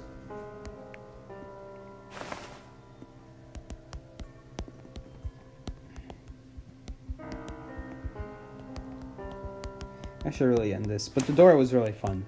That's the highlight of the stream. Not the matches, not anything I did in rank. It was the door. So like, shouldn't you be going to sleep too? It's 10:56 p.m. It's not that late. It only shows the last 2 hours, so you have to wait a couple hours before it shows the full thing. Aw. Anyway, I'm gonna go, guys. See ya, Psyche. I'm weak. I'm going to sleep. Yeah, we should all be going to sleep, to be honest. Alright, spent a whole hour in this room doing nothing. Amazing content, Psyche. Thank you for streaming, Psyche. See y'all. No problem. Bye, Psyche. We love you. Stop getting scared. Alright, thanks, Miguel. When I answer and it shows the whole thing, I'm mobile right away, but not on the computer. I'll see. I'm gonna try to compress it, see what I can do. I'm gonna try to get this on YouTube as like its own YouTube video. Goodbye, Psyche. Thanks for the stream. Thanks for the door stream. No problem. Take care. See you guys. Thanks for watching. And remember, don't mess with that door.